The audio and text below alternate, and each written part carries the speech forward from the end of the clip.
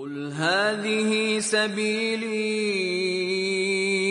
أدعو إلى الله على بصيرة أنا ومن اتبعني وسبحان الله وما أنا من المشركين. الحمد لله رب العالمين والصلاة والسلام على النبي الأمين وعلى آله وأصحابه أجمعين وبعد. আলহামদুলিল্লাহ আমরা একটি মজলিসে বসছি, যে মজলিসটা হচ্ছে মজলিস জিকির। রাসূলুল্লাহ সাল্লাল্লাহু আলাইহি সাল্লাম এই মজলিসের প্রশংসা করেছেন, বলেছেন যে আল্লাহ তাআলা তার কাছে যারা আছে তাদের কাছে আমাদের কথা উল্লেখ করেন, ফেরেশতারা ডেকে রাখে, এখানে নাজিল হয় রহমত, সাকিনা, প্রশান্তি। এর চেয়ে উত্তম মজলিস আর হতে পারে না, কারণ এখানে আলোচনা হবে আল্লাহ সংক্রান্ত বিষয়। এই জন্য আমাদের যে বন্ধুরা এই দর্শের ব্যবস্থা করেছে, আমি তাদের সাধুবাদ জানাই। আজকাল এরকম দর্শ কেউ শুনতে চায় না, মনে করে যে সমস্যা তৈরি হবে, শোনা যাবে না, এগুলি শোনা যাবে না, সব শোনা যাবে। যদি বেশি বেশি করে আপনি ফজাইলের ওয়াজ করেন, অনেকে খুশি হয়। বেশি বেশি করে জান্নাতে কেমনে কয়টা গাছ রোপণ করা যাবে, ওইগুলি অবশ্যই আছে, তাই বলে ওইটা খুশি বেশি সবাই। কিন্তু আপনি আল্লাহ সম্পর্কে আলোচনা করবেন, অনেকে এটা খুশি নেই। সুতরাং আমরা ইনশাআল্লাহ আজকে এমন জিনিস নিয়ে আলোচনা করব, যে জিনিস রাসূলুল্লাহ সাল্লাল্লাহু আলাইহি ওয়াসাল্লাম যে জিনিসের সবচেয়ে বেশি গুরুত্ব দিয়েছেন, আল্লাহ তাআলা নিজে গুরুত্ব দিয়েছেন। আমরা গত পর্বে আলোচনা করেছিলাম, ধারাবাহিকতা টানার স্বার্থে একটু বলব। আমরা বলেছিলাম যে আপনাদের মনে আছে মনে হয় যে আমরা হচ্ছে আল্লাহর সৃষ্টি, আল্লাহ হচ্ছে আমাদের স্রষ্টা, আমরা আল্লাহর কর্ম, আর আমরা যে কর্ম করি তা আল্লাহর দিকে উত্থিত হয়, আখের দিকে যায়, আর আল্লাহর নির্দেশ আমাদের দিকে আসে। সেটা অনুসারে আমরা আল্লাহর নির্দেশকে আমরা প্রতিপালন করে তো আমরাও কাজ করি, আল্লাহ তাআলার কাজে স্বীকৃতি দিচ্ছি আমরা যে তিনি আমাদের সৃষ্টি করেছেন। কিন্তু আমরা আল্লাহকে চিনতে পারিনি। আল্লাহকে চেনার জন্য যেটা দরকার, আল্লাহর নাম এবং গুণকে জানতে হবে। যেই ব্যক্তি আল্লাহর নাম এবং গুণ সম্পর্কে কম জানবে, সে তত হতভাগা। এটা আমরা গত পরে বলেছিলাম। আজকে আমরা কয়েকটি বিষয় উল্লেখ করব। বিশেষ করে আজকে আমরা বেশ কিছু উল্লেখ করব, কেন আমরা আল্লাহর নাম গুণ শিখব, কেন আমরা এই বিষয়টা জানব, এই বিষয়টা তুলে ধরতে চাই। এক নম্বর হচ্ছে যে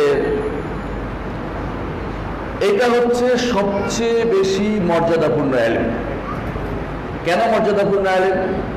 যে জিনিসটা জানবেন ওই জিনিসটার মর্যাদা অনুসারে আপনার ইলমের মর্যাদা নির্ধারিত হয়। আপনি যদি কোনো ধরেন ইমাম বুখারী সম্পর্কে জানতে চাচ্ছেন, তাকে জানা আর ধরেন ভারতের কোনো একজন আলেমকে জানা এক সমান না। যিনি মর্যাদা বেশি, তারে জানা বেশি দরকার। রব্বুল আলামিন, তার মর্যাদার কোনো শেষ নাই। তিনি হচ্ছেন এমন স্রষ্টা যাকে জানার জন্যই আল্লাহ তাআলা নবী রাসূল পাঠিয়েছেন। তো তার ব্যাপারটা জানা কত গুরুত্বপূর্ণ, যেহেতু যে জিনিসটা আমরা জানছি ওটা মূল্যবান বেশি, যেহেতু ওটা মূল্যবান বেশি, সেই জন্য এই জিনিসটা আমাদের বেশি করে জানতে হবে। এক নম্বর কথা এটা। ইমাম ইবনে আরবি রাহমাতুল্লাহ আলাইহি, ইবনে আরবি নাম শুনেছেন, উনি হচ্ছে আহকামুল কোরআনের লেখক। আহকামুল কোরআন একটা, ইবনে আরবি কুরতুবী, উনিও কর্তুবা, আবার আছে আহকামুল কোরআনের কুরতুবী, আরেক কুরতুবী আছে। ইবনে আরবি তিনি বলতেছেন যে শরাফুল উলুম বে শরাফিল মালুম। একটা জিনিস ইলম জানার ক্ষেত্রে কার সম্পর্কে জানছেন ওইটা জানলে আপনার মর্যাদা আরো বেশি বৃদ্ধি পাবে। ওয়াল বারি আশরাফুল মালুমাত, আল্লাহ রাব্বুল ইজ্জত হচ্ছে যে যাকে জানতে হবে তার মধ্যে সবচেয়ে বেশি সম্মানিত সত্তা, যার সম্পর্কে জানতে হবে। তাহলে তাকে জানার বিষয়টা আমাদের জন্য বেশি দরকার। দুনিয়াতে একজন মানুষ তাকে জানার বিষয়টায় সবচেয়ে বেশি গুরুত্ব দিবে। ইমাম ইজ্জুদ্দিন ইবনে আব্দুস সালাম বলেন যে আল্লাহ রাব্বুল ইজ্জতকে জাত সম্পর্কে জানা, তার নাম সম্পর্কে জানা, তার গুণ সম্পর্কে জানা হচ্ছে বিধিবিধান জানার চেয়ে বেশি দরকার। বিধিবিধান বুঝছেন, হালাল হারাম আহকাম, এগুলি তো অনেকে জানতে চায়, প্রশ্ন করে, সারাদিন প্রশ্ন করে যে এটা কি হবে, এটা কি হবে, এটা কি হবে, যে প্রশ্ন কোনো ঘটে না এটাও প্রশ্ন করে বসে। এইটার চেয়েও বেশি দরকার হচ্ছে আল্লাহ সম্পর্কে, না জাত সত্তা সম্পর্কে, নাম সম্পর্কে, গুণ সম্পর্কে জানা। কারণ কি? কারণ এইটার তো ওইটার পড়া শাখা। যদি আল্লাহকে আপনি না জানলেন, তার বিধিবিধান জানে আপনি কি করবেন, কার ইবাদত করবেন, তাহলে প্রথম যে জিনিসটা আমাদের দরকার, যারা বুঝলাম যে গুরুত্ব, সেটা হচ্ছে ও যেই জিনিসটা আমি জানছি, যার সত্তা সম্পর্কে জানছি, ওই সত্তার মর্যাদাপূর্ণ হওয়াতে এই জ্ঞানটার মর্যাদা অনেক বেশি, অনেক বেশি। দ্বিতীয় যেই কারণে এই জ্ঞানটা আমরা শিখব তা হচ্ছে এটার মাধ্যমে রব্বুল আলামিনকে জানা যাবে, এইটার মাধ্যমে আল্লাহর মারফত হাসিল হবে। আমাদের দেশে মারফত কেমনে হাসিল হয় জানেন? কেমনে হাসিল হয়? কোন পীরের দরবারে গিয়ে বসে জিকির করলে, জিকির করতে করতে করতে বেহোশ হয়ে গেলে, তার মধ্যে একটা পাগলামি দেখা দিলে কিন্তু মারফত আসছে। এটা মারফতের সিস্টেম না। যত বেশি আল্লাহর নাম এবং গুণ জানা যাবে, তত বেশি আল্লাহর মারফত হাসিল হবে। আল্লাহর ইবাদতটা সুন্দরভাবে করা যাবে, আল্লাহর ইবাদতটা সুন্দরভাবে করা যাবে। আন্দাজি ধারণা করে কথা বলবে না মানুষ। আল্লাহ সম্পর্কে ধারণা করে কথা মানুষ বেশি বলে। বেশিরভাগ মানুষ আল্লাহ সম্পর্কে ধারণা করে কথা বলে। আল্লাহ তাআলা এটা হারাম করেছেন। আল্লাহ তাআলা বলছেন, ওয়া আন তাকুলু আলাল্লাহি মা লা তা'লামুন। আল্লাহ সম্পর্কে না জেনে কথা বলা, এটা কুল ইন্নামা হারামা রাব্বিয়াল ফাওয়াহিশ মা যাহারা মিনহা ওয়া বাতান ওয়াল ইসমা ওয়াল বাগয়া বিগাইরিল হাক্কি ওয়া আন তুশরিকু বিল্লাহি মা লাম ইউনাজ্জিল বিহি সুলতানা ওয়া আন তাকুলু আলাল্লাহি মা লা তা'লামুন। পাঁচটি জিনিস হারাম করেছে, এর মধ্যে একটা হচ্ছে আল্লাহর উপরে না জেনে কথা বলা। তো যে ব্যক্তি ইবাদত করবে আর মনে করবে আল্লাহ সব জায়গায় বিরাজমান, আল্লাহ তার সামনে আছে, আল্লাহ কোনো মানুষের মতো মনে করবে, সেই ব্যক্তি, অথবা আল্লাহকে তারা নাই মনে করবে, একদল মুসলিম আল্লাহ তো নাই মনে করবে, তার কোনো ফল নাই মনে করছে, এই মানুষগুলো আসলেই তো আল্লাহ রাব্বুল ইজ্জতের ইবাদত করছে না, নাই ইবাদত করছে। এই জন্য শাইখ ইবনে তাইমিয়া রাহমাতুল্লাহ সবসময় বলতেন যে মুআত্তিল ইয়াবুদু মাদুমান, যে ব্যক্তি আল্লাহর নাম গুণ অস্বীকার করে সে তো নাই ইবাদত করে। আসলে কার ইবাদত করে না? সে নাই, কার ইবাদত করছে সে? আর যে ব্যক্তি আল্লাহকে মানুষের মতো মনে করছে বা সৃষ্টিকার মতো মনে করছে, সে তো মূর্তির ইবাদত করতেছে। তাহলে আল্লাহকে ইবাদত করতে হলে তার সম্পর্কে সঠিক ধারণা জানতে হবে, সঠিক ধারণা জানতে হবে। সঠিক জিনিস জানতে হলে মারেফত হাসিল করতে হবে। এটা নাম মারেফত। মারেফত এইটা নয় লাফালাফি করে গাছে উঠে যাওয়া, মাছে উঠে যাওয়া, এগুলি মারেফত নয়। মারেফত হচ্ছে রব্বুল আলামিনকে যথাযথভাবে তার নাম এবং গুণ সহ জানার নাম হচ্ছে মারেফত। আপনাকে চিনতে যেমন আপনার নাম গুণ দিয়ে চিনতে হবে, রব্বুল আলামিনকেও তার নাম গুণ দিয়ে। কারণ হাল তা'লামু লাহু সামিয়া, আমি কি তার মতো কাউকে দেখছি কোনোদিন? দেখছি? দেখি নেই। তার মতো কেউ নাই। তিনি বলিয়ে দিয়েছেন লাইসা কামিসলিহি শাই, তার মতো কোনো কিছু নাই। তাহলে তার মতো কিছু নাই, যেহেতু তার নাম এবং গুণের মাধ্যমে সীমাবদ্ধ থাকতে হবে জানাতে, এবং না জানলে ইবাদতটা পরিপূর্ণ হবে না। 3 নম্বর যে জিনিসটা, সেটা হচ্ছে যে জন্য আপনি এই ইলমটা শিখবেন, সেটা হচ্ছে এই ইলমটা, এই যে আপনার আল্লাহর নাম এবং গুণটা, এর মধ্যে আল্লাহ তাআলার দাসত্বটা নির্ভর করবে। আপনি যখন জানবেন যে তিনি কাহ্হার, তিনি জব্বার, তিনি আজিজ, তিনি পরাক্রমশালী, তিনি সবকিছু দাপুটে, তিনি সবকিছুকে তার ক্ষমতা দিয়ে সবকিছুকে তার অধীনস্থ করে রেখেছেন, আপনি তখন কিন্তু ইবাদত করতে মনে করুন আমার ইবাদত করা লাগবেই। এবং আখিরাত তার সামনে আপনি নিতে হবেন।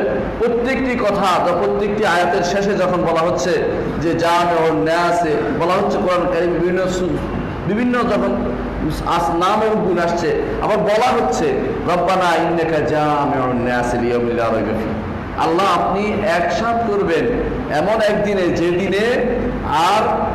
দিনের উপরে কোনো সন্দেহ নাই সবাইকে। তখন আপনার কিন্তু ইবাদতের ক্ষেত্রে অবশ্যই নতুনত্ব আসবে। আপনি আর কোনোদিন এরকম ইবাদত করবেন না যে ইবাদত আপনার অর্থ আসে না। কিরকম অর্থ আসে না ইবাদত? কিরকম জানেন? আমরা জানি দিনের সর্বোচ্চ স্তর হচ্ছে ইহসান, ঈমান, ইসলাম, ঈমান, ইহসান, সর্বোচ্চ স্তর ইসলাম, ইহসান। ইহসান মানুষের কখন হাজির হয়? 2টা জিনিস, একটা হচ্ছে ইস্তেহদার, আরেকটা হচ্ছে মুশাহাদা। ইস্তেহদার হচ্ছে এটা যে আপনি মনে করলেন যে আল্লাহ আপনাকে দেখছেন, তখন আপনি মনে করবেন যে আল্লাহ আপনাকে দেখছেন যেহেতু প্রত্যেকটা কাজে আপনার চলাফেরা উঠা বসা, তখন কিন্তু আপনি আর যা ইচ্ছা তা করতে পারবেন না। কারণ আপনি মনে করবেন যে আমার চলাফেরা উঠা বসা আমার রব্বুল ইজ্জত কিন্তু দেখছেন। আমার এটা দুনিয়ার মানুষও যদি কোনো কেউ, দুনিয়ার মানুষরা যদি বড় লোককে দেখে যে কিছু তার সামনে আসছে, সে কিন্তু সাবধানে চলে। আপনি রব্বুল আলামিন তার তো তিনি হচ্ছেন সর্বময় ক্ষমতার অধিকারী, সুতরাং তাকে কতটুকু আপনার মনে স্থান দিতে হবে, এটাই রাসূলুল্লাহ সাল্লাল্লাহু আলাইহি ওয়াসাল্লাম বলেছেন, আনতা আবুদাল্লাহ কান্নাকা তারাহু, এমনভাবে আল্লাহর ইবাদত করো যেমনিভাবে যেন তুমি তাকে দেখছেন। এটা হলো ইস্তেহদা। ইবনে কাইয়িম রাহমাতুল্লাহ বলেছেন যে এটা সম্ভব না হলে দ্বিতীয়টা হবে, সেটা হলো মুশাহাদা। সেটা কি? আল্লাহ তো আমি যদি আল্লাহকে দেখতে সম্ভব, আল্লাহকে না দেখে সম্ভব হয়, দ্বিতীয়টা হবে আল্লাহ আমাকে দেখতেছেন, আল্লাহ আমাকে দেখতেছেন। তাহলে দুইটার মধ্যে আপনি থাকতে পারবেন কখন? যখন আল্লাহ সম্পর্কে জানবেন যে তিনি আল্লাহুল গায়ব, আল্লাহুল গায়ব, যত গায়েব তিনি জানেন। তিনি গায়েব জানেন না? আর কেউ গায়েব জানে? জানে না। আল্লাহ তাআলা তিনি গায়েব জানেন, আর কেউ গায়েব জানে না। আল্লাহ তাআলা তিনি আপনাকে দেখছেন, আর কেউ আপনার সবকিছু দেখে না। আপনাকে যদি সামনাসামনি হয়তো কেউ দেখছে, দূর থেকে কেউ দেখতে পায় না। অন্ধকারে আপনি যতই লুকান না কেন, আল্লাহ কিন্তু আপনাকে দেখবে। গুনার যত কাপড় দিয়ে ঢেকে করেন না কেন, আল্লাহ তাআলা দেখছে, আল্লাহ তাআলা দেখতেছে। তাহলে বোঝা গেল আপনি যখন আল্লাহর নাম এবং গুণগুলো আপনি জানতে পারবেন, তখন আপনি আর ইবাদতের ক্ষেত্রে আপনার অনেক বেশি আবেগ বৃদ্ধি পাবে, এবং আপনি আর কখনো এই স্তর থেকে নিচে নামবেন না। কোন স্তর? আল্লাহ আমাকে দেখছে না আমি আল্লাহকে দেখছি, দুইটার একটা হতে হবে। আল্লাহকে আপনি কিভাবে দেখবেন? আপনার কলব দিয়ে। আল্লাহকে আপনি কিভাবে দেখবেন? আপনার অন্তর দিয়ে দেখতে পাবেন। আল্লাহকে আপনার অন্তর, আল্লাহকে দেখা সম্ভব না, সেটা কিরকম এখন দেখবেন না, আখিরাতে দেখবো আমরা সবাই ইনশাআল্লাহ। ইনশাআল্লাহ আল্লাহ তাআলাকে আমরা আখিরাতে দেখবো। দুনিয়ার বুকে আমরা কি অনুভব করবো? আল্লাহ তাআলার রহমত, তার বরকত, তার তিনি দয়া করেছেন আমার উপরে, দেখে তিনি আমার দিকে আমার সালাত দেখতেছেন, তিনি আমার আপনারা দেখতেছেন। যখন আপনি এটা মনে হবে, আপনি কিন্তু আর সাধারণ আমল করবেন না। আপনি মনে করবেন যে আমার সাজদাটা সুন্দর, আমার সাজদাটা বেশি সুন্দর, আমার রুকুটা আরো সুন্দর হোক, এটা আপনার মনে হবে। কেন? আমার আল্লাহ আমাকে আমার এই রুকুটা দেখতেছেন। তাহলে এটা কখন হবে? যখন আল্লাহ সম্পর্কে আপনার ধারণা পরিচ্ছন্ন থাকবে, যখন আপনি বুঝবেন যে পৃথিবীর কোনো কিছু বাধা হয় না আল্লাহর কাছে যাইতে। আল্লাহ তাআলার এত কোনো বাধাই আল্লাহর কাছে বাধা না, তিনি সব কিছু দেখতে পাচ্ছেন আরশের উপর থেকে। তখন আপনার কিন্তু প্রত্যেকটা কর্মকাণ্ড সাবধান হয়ে যাবেন আপনি কর্মকাণ্ড করার ক্ষেত্রে। তাহলে আমরা বুঝতে পারছি যে ইবাদতের যে গোপন জিনিস, দাসত্বের, এটা আপনি ওই সময় অনুভব করতে পারবেন যখন আপনি আল্লাহর নাম এবং গুণগুলি জানতে পারবেন। ইবাদতের মূল জিনিস আপনি ওই সময় বুঝতে পারবেন যখন আপনি আল্লাহর নাম এবং গুণ জানতে পারবেন। আচ্ছা, চতুর্থ যে কারণে আপনাকে এই জ্ঞানটা শিখতে হবে, অর্থাৎ আল্লাহর নাম এবং গুণ শিখতে হবে, সেটা হচ্ছে এইটা হচ্ছে মূলত সমস্ত ইলমের মূল, সমস্ত জ্ঞানের মূল। আচ্ছা, ইলম কি জানেন? দুইটা জিনিস। একটা হচ্ছে আল খালকু ওয়াল আমর। আল্লাহ তাআলা বলছে আলা লাহুল খালকু ওয়াল আমর, সাবধান, সৃষ্টিও আল্লাহ, নির্দেশও আল্লাহ। বুঝছেন কিনা? দুইটা জিনিসের বাইরে কিছুই নেই। আমি আপনি কি খালক, তাই না? আর কোরআন হচ্ছে কি? আমর। কোরআন হচ্ছে আমর। তাহলে হয় খালক নয় আমর, পৃথিবীতে আর কিছুই নেই দুইটা ছাড়া। যখন আপনি দুইটা জিনিস বুঝবেন যে খালক এবং আমর দুইটাই আল্লাহর পক্ষ থেকে, এবং দুইটার মধ্যে যত আপনি ইলম অর্জন করেন থেকে সৃষ্টি দেখে দেখে, অমুকে দেখে অমুকে শিখে, অমুকে শিখাচ্ছে, অমুকে শিখাচ্ছে, অথবা সরাসরি আল্লাহর পক্ষ থেকে যে ইলম আসছে এটা শিখছেন। তো আপনার ইলমের উৎস কোথাও হলো খালক অথবা আমর। মানুষ সৃষ্টি থেকে ইলম নিচ্ছেন, অথবা আপনি সরাসরি ওই থেকে নিচ্ছেন। তো দুইটা যদি হয়, খালক এবং আমর, খালেক এবং আমের থেকে আসছে। যিনি স্রষ্টা তিনি আপনাকে জ্ঞানটা দিচ্ছেন, তাই তো? তার থেকে নিচ্ছেন। আর যিনি আপনার ওয়াহী নাযিল করতেছেন, যিনি আপনার কিতাব দিচ্ছেন, তিনি আপনাকে জ্ঞানটা দিচ্ছেন। তাহলে আপনার তার সম্পর্কে না জানলে আপনি কি আসলে আল্লাহ ইবাদত করতে পারবেন? কখনো পারবেন না। আপনি ইলম অর্জন করতে পারবেন না। আপনার ইলম অর্জন করতে হলে অবশ্যই আপনাকে খালেক এবং খালেক সম্পর্কে জানতে হবে, অথবা আমরা এবং আমের সম্পর্কে জানতে হবে। আল্লাহ কি নির্দেশ দিয়েছেন সেটা জানতে হবে। আল্লাহর সৃষ্টির মধ্যে আল্লাহ কি কি জিনিস সেটা জানতে হবে। দেখুন আল্লাহ তাআলা কোরআনে কারীমে বারবার বলেছেন ওয়ামিন আয়াতিহি খালকুস সামাওয়াতি ওয়াল আরদ, আল্লাহ নিদর্শনের মধ্যে হচ্ছে আসমান জমিন সৃষ্টি করা, বলছে না? আল্লাহ আবার বলছে যে ওমিন আয়াতিহি আল্লাইলু ওয়ান নাহার, রাত দিন আল্লাহ নিদর্শনের মধ্যে, এগুলি সবই কিন্তু সৃষ্টি, সবই কিন্তু সৃষ্টি। আবার আয়াত আছে আল্লাহ তাআলা যেগুলি সৃষ্টি নয়, এটা কি কোরআন নাজিল করা, আয়াত শারঈয়া নাজিল করা, কোরআন অথবা অন্য কিতাব নাজিল, এগুলি কিন্তু আয়াত শারঈয়া বলা হয়, শারঈ বিধান, শারঈ নিদর্শন, এগুলি প্রাকৃতিক নিদর্শন নয়। সবই কিন্তু দুইটা বাইরে আর কোনো এলেম আপনি খুঁজে পাবেন না। তাহলে যেই ব্যক্তি আল্লাহ সম্পর্কে জানবে না, সে কিন্তু এই দুইটার এলেম থেকে মুক্ত থাকবে, এলেম পাবে না কোনোদিন। এই জন্য আমাদেরকে এই দুইটি এলেম সম্পর্কে পরিপূর্ণভাবে জানতে হবে। পঞ্চম যেই কারণে আপনার আমার এই এলেমটা শেখা দরকার, তা হচ্ছে এই এলেমের হচ্ছে যারা আল্লাহর সবচেয়ে নৈকট্য লাভ করেছে, কারা? নবিয়্যিন, সিদ্দিকিন, শুহাদা, সালেহিন, এরা আল্লাহর নৈকট্য লাভ করেছে এই এলেমের মাধ্যমে। কিভাবে? আল্লাহ তাআলা নিজে বলে দিয়েছেন, ওয়ালিল্লাহিল আসমাউল হুসনা ফাদউহু বিহা, আল্লাহর রয়েছে সুন্দর সুন্দর নাম, তোমরা এগুলি দিয়ে আল্লাহকে ডাকো। দেখছেন আল্লাহকে কারা বেশি ডাকে? নবীরা, সিদ্দিকরা, শুহাদা, সালেহিন, কারা আল্লাহকে এগুলি দিয়ে ডাকতে বলেছে, আল্লাহর নাম এবং গুণ দিয়ে। তাহলে যারা আল্লাহর নৈকট্যপ্রাপ্ত ব্যক্তি, যারা কামেল পরিপূর্ণ যারা ব্যক্তিগুলো আছেন, তারা সবাই আল্লাহকে তার নাম এবং গুণ দিয়ে ডাকেই কিন্তু পরিপূর্ণতা পেয়েছে। আল্লাহকে আল্লাহর নাম এবং গুণের মাধ্যমে ডেকেই কি পেয়েছে? পরিপূর্ণতা পেয়েছে। নামের এই নামগুলো এত বেশি গুরুত্বপূর্ণ এই জন্য জানা, কারণ পরিপূর্ণতা পেতে হলে যদি নবী এবং সিদ্দিক ওদের দরজার মধ্যে, আপনি ওদের তো দরজা পৌঁছতে পারবেন না, অন্তত তাদের পিছু থাকতে পারেন, ওদের কাছে থাকতে পারেন। এই জন্য থাকতে হলে ওরা যেই পদ্ধতিতে উপরে উঠছে সেই পদ্ধতি আমরা অবলম্বন করতে হবে। সেটা কি? সেটা হচ্ছে তারা আল্লাহর নাম এবং আল্লাহর নাম ধরে ডেকেছে। আল্লাহ বলে দিয়েছেন, ওয়ালিল্লাহিল আসমাউল হুসনা ফাদউহু বিহা, আল্লাহর রয়েছে সুন্দর সুন্দর নাম, সেগুলি তাকে ডাকো। তাহলে আল্লাহর নাম ধরে ডাকার কারণে এই ডাকা দুই রকম হয়। আমরা এটা ওইদিন বলেছিলাম, মনে আছে কিনা? এক ধরনের ডাক আছে যে আপনি সারাক্ষণ প্রশংসা করলেন, এটা একটা ডাক, যেমন সুবহান রাব্বিয়াল আ'লা, সুবহান রাব্বিয়াল আযীম, আল্লাহু আকবার, সুবহানাল্লাহ, আলহামদুলিল্লাহ, আল্লাহু আকবার, লা হাওলা ওয়ালা কুওয়াতা ইল্লা বিল্লাহ। এইটাও কিন্তু দোয়া, এইটাও দোয়া। কেন? আপনি দেখবেন হাদিসে আছে যে উত্তম দোয়া হচ্ছে লা ইলাহা ইল্লাল্লাহ, উত্তম জিকির হচ্ছে লা ইলাহা, উত্তম দোয়া হচ্ছে আলহামদুলিল্লাহ।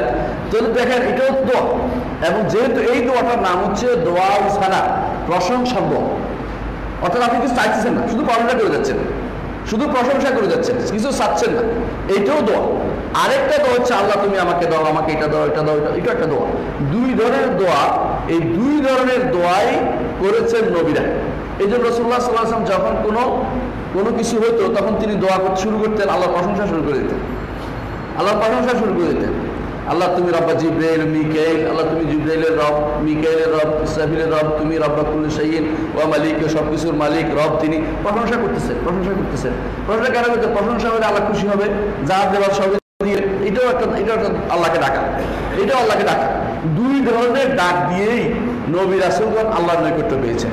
আপনাকেও যদি তাদের মতো তাদের পথে চলতে হয়, তাদের মতো আপনাকে আমাকে যদি চলতে হয়, তাহলে অবশ্যই আল্লাহর নাম এবং গুণ দিয়ে, আল্লাহর নাম এবং গুণ অবশ্যই স্বীকৃতি দিয়ে, নামগুলো দিয়ে আল্লাহকে ডেকে আমরা অবশ্যই এই পথে চলতে হবে। আমরা আরেক ষষ্ঠ যেই কারণে আমরা ডাকবো, যেই কারণে আমরা এই নাম এবং গুণ শিখবো, সেটা হচ্ছে নবী রাসূলগণ এই তাওহীদের, যেই তাওহীদের জন্য নবী রাসূলগণ প্রেরিত হয়েছেন, এর মধ্যে একটা হচ্ছে তাওহীদুল আসমা ওয়া সিফাত। আমরা জানি যে নবী রাসূলদের তাওহীদ তিনটি অংশ রয়েছে, তাই না? মানুষের তিন ভাগ বলে, আমি তিন ভাগ বলি না, কারণ তিনটা মিলে একটা আসে, একটা মিলে তো কাজ হবে না, যে কোনো একটা নিলে কাজ হবে না, এখানে তিনটাই থাকতে হবে আপনাকে। আপনি যখন আল্লাহ তাআলার তাওহীদের স্বীকৃতি দেন, যেটা হলে জান্নাত পেতে হবে আপনাকে, জান্নাত যে ন্যূনতম ক্রাইটেরিয়া, সেটা কি? আপনার তাওহীদদার হতে হবে। যার তাওহীদের গোলমাল আছে, দুনিয়ার যত আমল একত্রিত করলে কোনো কাজ হবে না। ধরেন একজন মানুষের তাওহীদের সমস্যা আছে, কিন্তু সে তাহাজ্জুদ গুজার, সারা বছর রোজা রাখে, কাজ হবে? কাজ হবে না। নবী রাসূলদের তাওহীদের মধ্যে এটা একটা অংশ, আল্লাহর নাম এবং গুণ হচ্ছে অংশ। কেন? এই জন্য আমরা বলি তাওহীদুল আসমা ওয়া সিফাত বলি না, তাওহীদুল রুবুবিয়্যাহ বলি, উলুহিয়্যাহ বলি। দেখেন, যে ব্যক্তি আল্লাহর রুবুবিয়তের স্বীকৃতি দিল, সে কিন্তু আল্লাহর সত্যিকারের বান্দা হইতে এখনো পারে নাই। আল্লাহকে রব মানছে, কিন্তু তাই বলে তো আল্লাহর ইবাদত করতেছে না। সে করছে আল্লাহ আমার রব, কি হয়েছে? কিছু তো করে না। তাকে ডাকতে হবে, আল্লাহ তুমি আমার রব, তুমি আমাকে দাও, তুমি আমাকে ক্ষমা করে তো বলতে হবে কিছু একটা। আর যে ব্যক্তি বলছে যে আল্লাহ তুমি আমাকে ক্ষমা করে দাও, সে কিন্তু আল্লাহকেও মানছে, ক্ষমা তো চাইছে, অর্থাৎ ইবাদতও করছে, আল্লাহকেও মেনে নিচ্ছে, দুইটা। আর যেই ব্যক্তি আল্লাহ তুমি ক্ষমাশীল, গফফার, তুমি আমাকে ক্ষমা করে দাও, এখন তো তিনটা হয়েছে একসাথে। তাহলে বোঝা গেল আল্লাহর নাম এবং গুণ যখন কেউ স্বীকৃতি দিবে, তখন সে তাওহীদুল মুরসালিন পুরোটাই সাব্যস্ত করেছে, নবী রাসূলদের পুরো তাওহীদ সাব্যস্ত করে দিয়েছে। কারণ আপনি যখন বলবেন আল্লাহ তুমি হচ্ছে দয়াবান, আপনি হচ্ছেন দয়াবান রাহিম, আপনি আমাকে দয়া করুন, এখন কয়টা হলো? আল্লাহকেও মানছেন, আল্লাহকে দোয়া চাইছেন, আবার আল্লাহর নামগুলো স্বীকৃতি দিয়েছেন, আপনি পরিপূর্ণ তাওহীদের কাজ করেছেন। তাহলে যেই তাওহীদটা জানতে, যেই তাওহীদটা না জানলে আপনি নবী রাসূলদের তাওহীদের পর্যায়ে পৌঁছতে পারবেন না, এটা জানা জরুরি না? এটা জানা জরুরি। দুর্ভাগ্যবশত একটি বিরাট গোষ্ঠী এইটাকে ইগনোর করে বসেছে, এইটা তাদের শিখার প্রয়োজন না মনে করেছে, অথচ এইটা না হলে তাওহীদে পূর্ণতা পাবে না। এই জন্য এই তাওহীদের গুরুত্ব অনেক বেশি। যখন আপনি জানবেন যে আল্লাহ তাআলা তিনি মহৎ, তিনি সম্মান মর্যাদাপূর্ণ, তখন আপনার অন্তরে কি হবে? ভয় ঢুকবে না? অন্তরে মহব্বত থাকবে তার জন্য। যখন আপনি জানবেন তিনি ক্ষমতাবান, তখন আপনার অন্তরে কি থাকবে? ভয় থাকবে। যখন আপনি জানবেন যে তিনি দয়া করেন, দান করেন, তখন আপনার অন্তরে কি আশাবাদী হবেন। যখন আপনি আল্লাহর নাম এবং গুণগুলি যত বেশি জানবেন, তত বেশি আপনি তাওহীদে পরিপূর্ণ হবেন অন্তর। এই জন্য ওই ব্যক্তি দুর্ভাগা, যে ব্যক্তি আল্লাহর নাম এবং গুণ জানেনি, সে ব্যক্তি আল্লাহ তাআলাকে চাইতেও জানেনি। কারণ আল্লাহকে চাইতে হলে তো আল্লাহর নাম এবং গুণ দিয়ে চাইতে হবে, আল্লাহর কাছে চাইতে হলে আল্লাহর নাম এবং গুণ দিয়ে চাইতে হবে। যে ব্যক্তি আল্লাহর কাছে চাওয়ার নিয়ম জানেনি, সে কিভাবে আল্লাহর কাছে চাইবে? তাহলে সুতরাং আল্লাহ তাআলার নাম এবং গুণ জানা তার তাওহীদের অন্তর্ভুক্ত। যে ব্যক্তি এই তাওহীদ শিখতে পারেনি, সেই ব্যক্তি আল্লাহর নাম এবং গুণ সে ব্যক্তি আল্লাহর নাম এবং বুঝতে পারেনি, এবং সে মুক্তিবাদীদের অন্তর্ভুক্ত, নাজাত প্রাপ্তদের অন্তর্ভুক্ত হইতে পারেনি। সপ্তম যে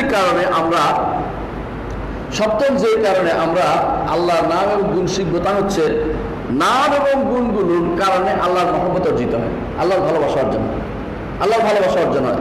কেমনে বুঝলাম আমরা? আপনারা জানেন যে রাসূলুল্লাহ সাল্লাল্লাহু আলাইহি ওয়াসাল্লাম তার সময়ে এক ব্যক্তি জিহাদে গেছে, যাওয়ার সময় সাহাবায়ে কেরাম তার সাথে গেছে। তো যেখানে সালাত শেষ হয়, তিনি প্রত্যেক সালাতের পরে কি করতেন? সালাতে কোরআন তেলাওয়াতের পরে সূরা ইখলাস পড়তেন।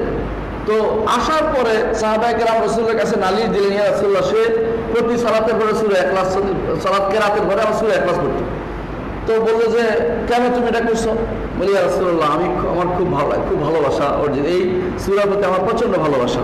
এটা আল্লাহর নাম এবং গুণ সেখানে বলা হয়েছে, এবং আল্লাহ তাআলার নামগুলি এত সুন্দর তুলে ধরা হয়েছে, অন্য কোনো সূরাতে সেটা নেই।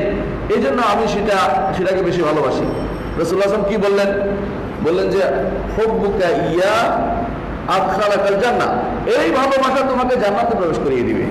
আল্লাহু আকবার। তাহলে তার নামের এইটা ভালোবাসার কারণে আল্লাহর ভালোবাসা না হলে জান্নাতে যেতে পারতো না, আল্লাহ তাকে ভালোবাসতে শুরু করে দিয়েছেন।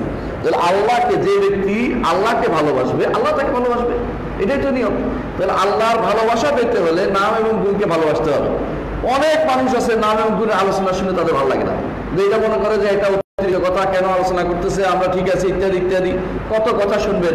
কিন্তু নাম এবং গুণের যদি যত বেশি ভালোবাসবেন, আল্লাহকে তত বেশি ভালোবাসা হবে। এই জন্য কুল আল্লাহ সুলুসুল কোরআন 3 ভাগের 1 ভাগ, কোরআনের 3 ভাগের 1 ভাগ। কারণ আপনি এটাকে যত বেশি ভালোবাসবেন, 3 ভাগ কেন? কারণ এটার মর্যাদা বেশি। তাওহীদ রিসালাত এবং আখিরাত ছাড়া এর মধ্যে শুধু তাওহীদের আলোচনা হয়েছে, এই জন্য এটার মর্যাদা বেশি। আর তাওহীদের শুধু তাওহীদুল আসমা ও সিফাত এখানে আলোচনা হয়েছে, তাওহীদুল ইবাদা নাই, তাওহীদুর রুবিয়্যা আলোচনা, শুধু আসমা ও সিফাত আলোচনা হয়েছে, আল্লাহর নাম এবং গুণ। কুল আল্লাহু আহাদ, আল্লাহুস সামাদ, লাম ইয়ালিদ ওয়া লাম ইউলাদ ওয়া লাম ইয়াকুল লাহু কুফুওয়ান আহাদ, পুরোটাই নাম এবং গুণ, আর কিছু নেই। এইটা রাসূলুল্লাহ সাল্লাল্লাহু আলাইহি ওয়াসাল্লাম বেশি ভালোবাসেন। দেখেন, ফজরের সালাতে আপনি শুরু করেন, তাই না? প্রথম রাকাতে কি পড়েন কুল ইয়া আইয়ুহাল কাফিরুন, দ্বিতীয় রাকাতে কি পড়েন কুল আল্লাহু আহাদ আল্লাহুস সামাদ লাম ইয়ালিদ ওয়া লাম ইউলাদ ওয়া লাম ইয়াকুল লাহু কুফুয়ান আহাদ। এটা সুন্নাহ কিন্তু। আবার রাতের শেষে যখন আপনি রাতের শেষে কি বলেন বিতির বলেন, বিতিরের মধ্যে আপনি কিন্তু আবার এই দুইশোটা নিয়ে আসেন কুল আল্লাহু আহাদ কুল ইয়া আইয়ুহাল কাফিরুন, তার শেষটা হয় কুল আল্লাহু আহাদ আল্লাহুস সামাদ। এর অর্থ হচ্ছে যেন আপনি ঘোষণা দিচ্ছেন যে আল্লাহর নাম গুণ দিয়ে শুরু, নাম গুণ দিয়ে আমার শেষ। আল্লাহু আকবার। এই জন্য এত গুরুত্বপূর্ণ জিনিসটাকে আমরা যদি কোনো ফেলে রাখি তাহলে কি এটা আমাদের আসলে ইমান কি কোনদিন মজবুত হবে? এই জন্য আমাদের ইমান মজবুত হয় না। সাহাবায়ে কেরাম নামের এই নামগুলো বুঝতেন বলে তাদের ইমান মজবুত ছিল, অর্থ বুঝতেন, এবং এক একটা নামের জন্য তারা নামকে তারা ভালোবাসার কারণে তারা এত মর্যাদাপূর্ণ হয়ে গিয়েছিলেন। অষ্টম যেই কারণে আমরা শিখব এই নামগুলো তা হচ্ছে, অষ্টম যেই কারণে শিখবো তা হচ্ছে জান্নাতে যাওয়া হচ্ছে সবচেয়ে বড় সৌভাগ্য। জান্নাতে যাওয়া হচ্ছে সবচেয়ে বড় সৌভাগ্য, তাই নাকি? আর কিছু আছে? হ্যাঁ, দুনিয়াতে কোথাও একেবারে খারাপ কিছু নেই, আর দুনিয়াতে একেবারে ভালো কিছু নেই, ঠিক না? আপনি যে বাতাস পাচ্ছেন, ঠান্ডা লাগে, ভালো লাগতেছে না একটু, তাহলে একেবারে খারাপ না। আবার যখন বাইরে যাবেন গরম লাগবে, তাই না? আবার যখন তাহলে একেবারে ভালো থাকলেও কিছু খারাপ থাকে, কি কিছুক্ষণ পরে বিদ্যুৎ চলে গেলে খারাপ লাগবে। দুনিয়াতে একেবারে ভালো নাই, একেবারে খারাপ নাই, যেগুলো কি বলে আপেক্ষিক জিনিস, একটু ভালো একটু মন্দ, একটু দুনিয়ার হাল চাল এটা। কিন্তু সবচেয়ে ভালো জায়গা কোনটা? জান্নাত। সবচেয়ে খারাপ জায়গা কোনটা? জাহান্নাম। তো সৌভাগ্যশালী যে ব্যক্তি, ওই ব্যক্তি হবে বলে ঘোষণা করেছেন রাসূল, যেই ব্যক্তি আল্লাহর নামগুলো যথাযথভাবে ইহসা করতে পারবে। রাসূলুল্লাহ সাল্লাল্লাহু আলাইহি ওয়াসাল্লাম বলেছেন ইন্না লিল্লাহি 99 ইসমান, আল্লাহর এমন 99টি নাম রয়েছে, মান আহসাহা দাখালাল জান্নাহ, যে এগুলোকে আয়ত্ত করতে পারবে। এগুলো অর্থ আমরা করবো, কিভাবে আয়ত্ত করতে হবে এটা পরে করে দেবো। যে ব্যক্তি এগুলি নিয়ে আলোচনা করতে পারবে, থাকতে পারবে, জান্নাতে প্রবেশ করবে। চিন্তা করেছেন? তাহলে আপনার জান্নাতে যাওয়ার, সৌভাগ্যশালী হওয়ার একটা বড় মাধ্যম হচ্ছে আল্লাহর নাম এবং গুণগুলোকে শিখা, জানা, সেগুলো দিয়ে আল্লাহকে আহ্বান করা, এবং সেগুলোর আসল আপনার প্রভাব যে আপনার উপর পড়ছে সেটা আপনি বুঝা। আমরা গত পরে বলেছিলাম যে কিভাবে প্রভাব পড়ে, তাহলে একজন মানুষের উপরে আল্লাহর নাম এবং গুণের যে আসর পড়ে, প্রভাব পড়ে, এটা বোঝার পরে যখন আপনি আল্লাহকে ডাকাডাকি করছেন তার নাম দিয়ে, তখন রাসূলুল্লাহ সাল্লাল্লাহু আলাইহি ওয়াসাল্লাম তাকে বলছে যে জান্নাতে প্রবেশ করবে। যেই ব্যক্তি আল্লাহর নাম গুণ যথাযথভাবে আয়ত্ত করার কারণে জান্নাতে প্রবেশ করবে, সে তো সৌভাগ্যশালী। তাহলে এই নাম গুণ যে ব্যক্তি পড়বে না, সে কি সৌভাগ্যশালী হতে পারবে না। তাহলে নাম সৌভাগ্যশালী হওয়ার জন্য অবশ্যই আমাদেরকে নাম এবং গুণের গুরুত্ব দিতে হবে। নবম যে কারণে আমরা এই নাম এবং গুণগুলো শিখবো তা হচ্ছে এর মাধ্যমে আপনি মর্যাদা পাবেন। কিসের মর্যাদা পাবেন? আপনি মজা পাবেন, ইবাদতের মজা পাবেন। ইবাদতের মজা মানুষ, বেশিরভাগ মানুষের পায় না। বলে যে সালাতের মধ্যে আমার কোনো হয় না, সব বাজারের চিন্তা আসে, ওইটা আসে। কিন্তু সুবহানাল্লাহ, সালাতের মধ্যে বেশিরভাগ সাহাবায়ে কেরামদের যে অবস্থা হইতো, সে অবস্থা কেন আমার আসে না? আমি অর্থ বুঝি না। যদি আমি আল্লাহর যে নামগুলি দিয়ে শুরু করেছি, আল্লাহু আকবার, আল্লাহ মহান, আপনি অর্থ বুঝছেন, বুঝে তিনি কবির, তার গুণ আছে, কিবরিয়া তার গুণ, এটা যদি আমরা বুঝতে পারতাম তাহলে কিন্তু আমি আল্লাহর মুখে বললো অন্তরে কিন্তু আমার আর অন্যদিকে চিন্তা আসতো না, বরং অন্তরের মুখে একরকম হইতো। এই জন্য সালফে সালেহিন কেউ যখন আল্লাহু আকবার বলতেন, আলী রাদিয়াল্লাহু আনহু বর্ণনা, তার চেহারা বিবর্ণ হয়ে যেত, বলছে আমি আল্লাহর সামনে দাঁড়াচ্ছি। যে ব্যক্তি আল্লাহর নাম এবং গুণকে যথাযথভাবে আয়ত্ত করতে পারবে, সেই ব্যক্তি কিন্তু ইবাদতের মজা পাবে। এবং এই জন্য রাসূলুল্লাহ সাল্লাল্লাহু আলাইহি ওয়াসাল্লাম যেটা বলেছে সেটা সে বুঝতে পারবে। রাসূল বলেছেন যে 3 শ্রেণীর লোক তারা ইবাদতের স্বাদ পেয়েছে। তাদের মধ্যে একদল হচ্ছে যারা আল্লাহ এবং তার রাসূল তাদের কাছে বেশি প্রিয়। তো আল্লাহকে যদি প্রিয় হতে হয়, তার নাম জানতে হবে না, তার গুণ জানতে হবে না, নাহলে প্রিয় হবেন কি করে? 10 নম্বর যেই কারণে আমরা আল্লাহ তাআলার এই নাম এবং গুণগুলো শিখবো তা হচ্ছে যে এই নামগুলো মূলত আল্লাহ তাআলা এগুলোর মাধ্যমে দিনকে বোঝা যায়। কিভাবে বলি? যে আল্লাহ রাসূল সাল্লাল্লাহু আলাইহি ওয়াসাল্লাম বলেছেন, মান ইউরিদিল্লাহু বিহি খায়রান ইউফাক্কিহু ফিদ্দীন, যে কেউ দিন চায় সে যেন দিন, যে আল্লাহ, সে তাকে আল্লাহ কল্যাণ চেয়েছে বলে দিন বুঝছে। তো যেই ব্যক্তি আল্লাহর নাম এবং গুণ বুঝতে পারে, নিঃসর্গ কল্যাণ হয় না, বোঝা গেল। যে ব্যক্তি আল্লাহর নাম এবং গুণ বুঝতে পারবে তার কল্যাণ হবেই। এই জন্য অর্থ বুঝলে দিন বুঝবে, শরীয়ত বুঝবে। যে ব্যক্তি বুঝবে আল হাকাম আল্লাহর একটা নাম, যে ব্যক্তি বুঝবে আল্লাহ তাআলা তিনি বিধান দেন, যে ব্যক্তি বুঝবে আল্লাহ তাআলা তিনি শরীয়ত দেন, সেই ব্যক্তি কিন্তু সত্যি সত্যি ফকিহ হতে পারবে। এর আগ পর্যন্ত নামকেও আসতে ফকিহ হবে, সত্যিকার ফকিহ হবে না। এই জন্য সাহাবায়ে কেরামের মধ্যে যে ব্যক্তি বেশি জানতো আল্লাহকে, সে তত বড় জ্ঞানী বলে বিবেচিত হতেন। 12তম যে কারণে আমরা বলবো, 12তম যে কারণটা সেটা হচ্ছে প্রত্যেকটি জিনিসের মূল আছে, যে দিনের যেমন একটা বেসিস আছে, দিনের একটা বেসিস, আপনার বিল্ডিং এর একটা বেসিস আছে, দিনের একটা বেসিস থাকে। দিনের বেসিসটা হচ্ছে এটা আল্লাহ সম্পর্কে জানা, মূল জিনিসটা। কারণ যদি আল্লাহ সম্পর্কে আপনি না জানেন, তাহলে বোঝা গেল আপনি হাত চেয়ে বেড়াচ্ছেন, যে কোনো দিকে আপনি হাত চেয়ে বেড়াবেন, আপনি কখনো সঠিক জায়গায় পৌঁছতে পারবেন না। আপনাকে যে কোনো সময় যে কোনো মানুষ বিভ্রান্ত করতে পারে।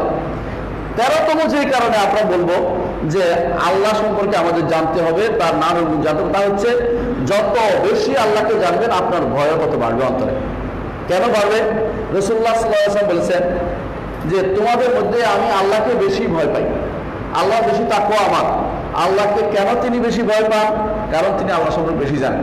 আমরা আমরা আমরা পড়েছি যে যত ইব্রাহিম আলাইহিস সালামের অন্তরে সারাক্ষণ ভয় থাকতো, অথচ তিনি আল্লাহর খলিল, আল্লাহর বন্ধু, তারপর তিনি ভীত রাখতেন। কেন ভীত? কারণ আল্লাহ সম্পর্কে বেশি জানেন। যে কম জানে সে বেশি বেপরোয়া হয়।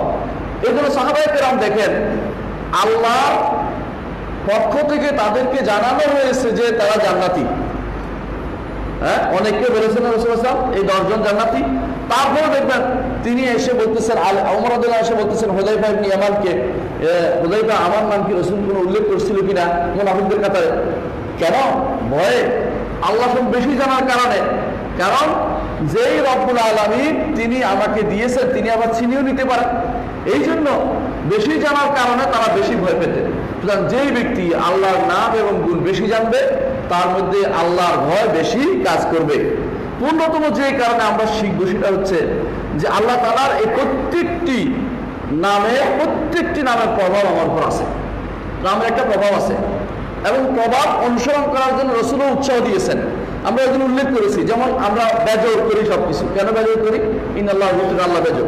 যেমন আমরা সুন্দর করে আমরা বলি আল্লাহ জামিল ইউহিব্বুল জামাল, আল্লাহ সুন্দর, তিনি সুন্দরকে পছন্দ করেন। এবং আমরা বলি শক্তিশালী হওয়া দরকার, কারণ আল্লাহ ইমানদার, তিনি শক্তিশালী, এবং আল্লাহ ইমানদার শক্তিশালী, ইমানদারকে আল্লাহ পছন্দ করেন। এইভাবে বোঝা গেল মানুষ সত্যবাদী কেন হয়? আল্লাহ সত্যবাদী। এই তো আসদাকুস সাদিকিন হচ্ছে আল্লাহ রাব্বুল ইজ্জত। তাহলে প্রত্যেকটি নাম এবং গুণের প্রভাব আমার জীবনের উপর আছে। সুতরাং নাম এবং গুণ আমাকে জানতেই হবে।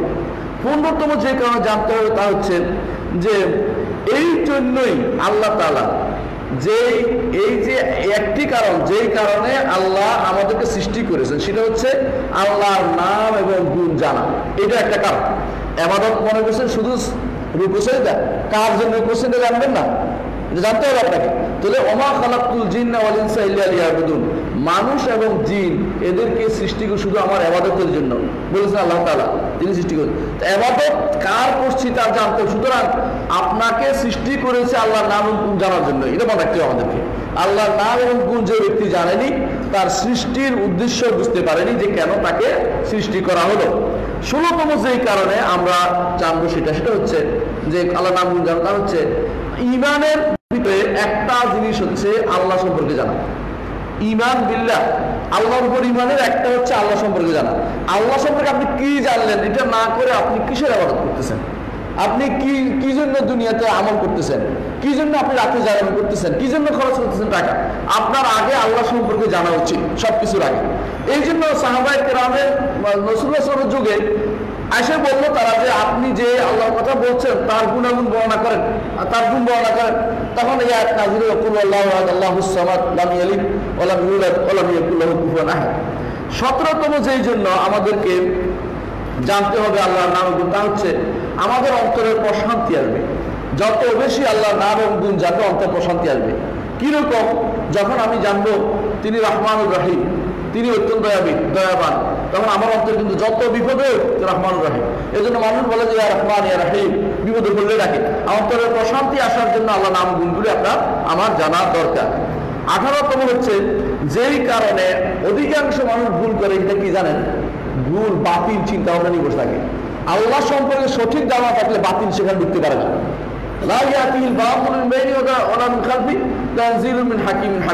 কোরআনে বাতিল আসে না কেন? হক আছে বলেই। আপনার অন্তরে যদি আল্লাহ সম্পর্কে সঠিক বিশ্বাসটা থাকে, সঠিক আকীদাটা থাকে, তাহলে সেখানে বাতিল সেখানে দানা বাঁধতে পারবে না, বাতিল ঢুকার কোনো সুযোগ পাবে না, খুরাফাত আসবে না, আল্লাহ সম্পর্কে খারাপ ধারণা যা মানুষ করছে আসবে না। আল্লাহ সম্পর্কে সঠিক ধারণা আপনার থাকবে। আল্লাহ তাআলা যেটা তার নিজের সম্পর্কে বলেছেন যে যেই কারণে মানুষ বেশিরভাগ মানুষ শিরক করে, বেশিরভাগ মানুষ বিদআত করে, তা হচ্ছে ইয়াযুন্নুনা বিল্লাহি যুনুনা, আল্লাহ সম্পর্কে অযাচিত ধারণা করে। আল্লাহ এরকম, আল্লাহ এরকম, আল্লাহ আমাকে দিল না কেন, আল্লাহ করলো না কেন, এই জাতীয় ধারণা শুরু করছেন আমার দেখেন না। এগুলো কেন হচ্ছে? আল্লাহ সম্পর্কে তার ধারণা শুদ্ধ নাই। এই জন্য আল্লাহ তাআলা অন্য আয়াতে বলছেন মা কাদারুল্লাহ হাক্কা কাদরিহি, আল্লাহকে তারা সঠিক সম্মান দিতে জানেনি। সঠিক সম্মান না দেওয়ার কারণে শিরক করে। কেমনে জানেন? যখন মনে করে যে কিয়াস করে, এরকম কিয়াস করে, দুনিয়ার বুকে যদি মন্ত্রী মিনিস্টারের বাড়ি যাইতে না পারেন, কি করেন জানেন? আপনি চেয়ারম্যান সাহেবের ধরেন যে আপনি তো পরিচয় আছে, আমার নিয়ে বসাই দেন। এরা কি করে? সেরকম কারবার করে। এই জাতীয় মানুষগুলো যারা শিরক করতেছে, তারা মনে করে সরাসরি আল্লাহর দরবারে যাওয়া যাবে না, বাধ্য হয়ে একজন মানুষ ধরি যে আমাকে আল্লাহ দরবারে পৌঁছে দিতে পারে। এই মাধ্যমের তালে বসে কেন জানেন? আল্লাহ সম্পর্কে সঠিক ধারণা নাই বলেই, আল্লাহ সম্পর্কে সঠিক বিশ্বাস নাই বলেই মাধ্যমের ভিতরে পড়ে গেছে। অথচ তারা কি করেছে? আল্লাহকে মানুষের মতো দুনিয়ার বাজাবাদ, জালেমদের দুনিয়ার রাজাবাদ সাথে মতো মনে করেছে। অথচ কখনো একরকম নয়, বিভিন্ন কারণ। দুনিয়ার যে সমস্ত নেতারা ওরা আপনাকে দিতে চায় না, দিলে ভান্ডার পুড়িয়ে যাবে। আল্লাহ ভান্ডার কি পুড়িয়ে যাবে? কখনো না। দুনিয়া নেতারা দিতে চায় না কেন? জানে না আপনার সম্পর্কে। আল্লাহ কি জানে না? অবশ্যই জানে। দুনিয়া নেতারা দিতে চায় না কেন? যে আপনার তার উপরে উঠে যাবেন। আল্লাহ কি ভয় আছে নাকি? নাউযুবিল্লাহ। দুনিয়ার নেতারা দিতে চায়, কারো সুপারিশ চায় কেন? যে এর সুপারিশ যদি হয়, তো এর সুপারিশ করলে পরবর্তীতে আমার কাজে লাগবে। কি জন্য? বলবে তোর সুপারিশ রাখছিলাম, তুই আমার জন্য এখন কিছু ক্যাম্পাস কর। আল্লাহ কি এটা দরকার আছে নাকি? নাই। তো দুনিয়ার মানুষ দিতে দিতে দিতে মনে করে যে আমার ভান্ডার পুড়িয়ে যাবে, আমার সমস্যা হবে, অথবা আমার বিভিন্ন কারণ থাকতে পারে। আল্লাহ তাআলার কি এই সমস্ত কারণ আছে নাকি? কিন্তু যখন মানুষের কিয়াসটা করে, এই জন্য করে আল্লাহ সম্পর্কে তার সঠিক ধারণা থাকে না। যে ব্যক্তি আল্লাহর নাম এবং গুণ সম্পর্কে জানবে না, সে এরকম বিভ্রান্তিতে পড়বে, এতে কোনো সন্দেহ নেই। এই জন্য আল্লাহর নাম এবং গুণগুলি যথাযথ আমাদের জানা দরকার রয়েছে। 19তম যেই কারণে আমরা আল্লাহর নাম এবং গুণগুলি জানবো, সেটা হচ্ছে যে আল্লাহর নাম এবং গুণগুলো যে ব্যক্তি জানবে না, সে অবশ্যই পথভ্রষ্ট হবে। কেন জানেন? আপনি তাকে ডাকবেন, কি নাম দিয়ে ডাকবেন? ভুল নামে ডাকবেন। এখনো মানুষ দেখেন তো ভুল নামে ডাকে। কেউ ডাকতেছে তিনি, কেউ ডাকতেছেন উনি, কেউ ডাকতেছেন হুয়া বা সে হু, কেউ এল হু বা ইল্লাল্লাহ অর্ধেক দিয়ে ডাকতেছে। কত রকমের ডাক তারা আবিষ্কার করছে। কেন করে? এই জন্য করে তার আসল যা তার নাম এবং গুণ আল্লাহ এবং তার রাসূল বলেছে সেটা না জানার কারণে করে থাকে।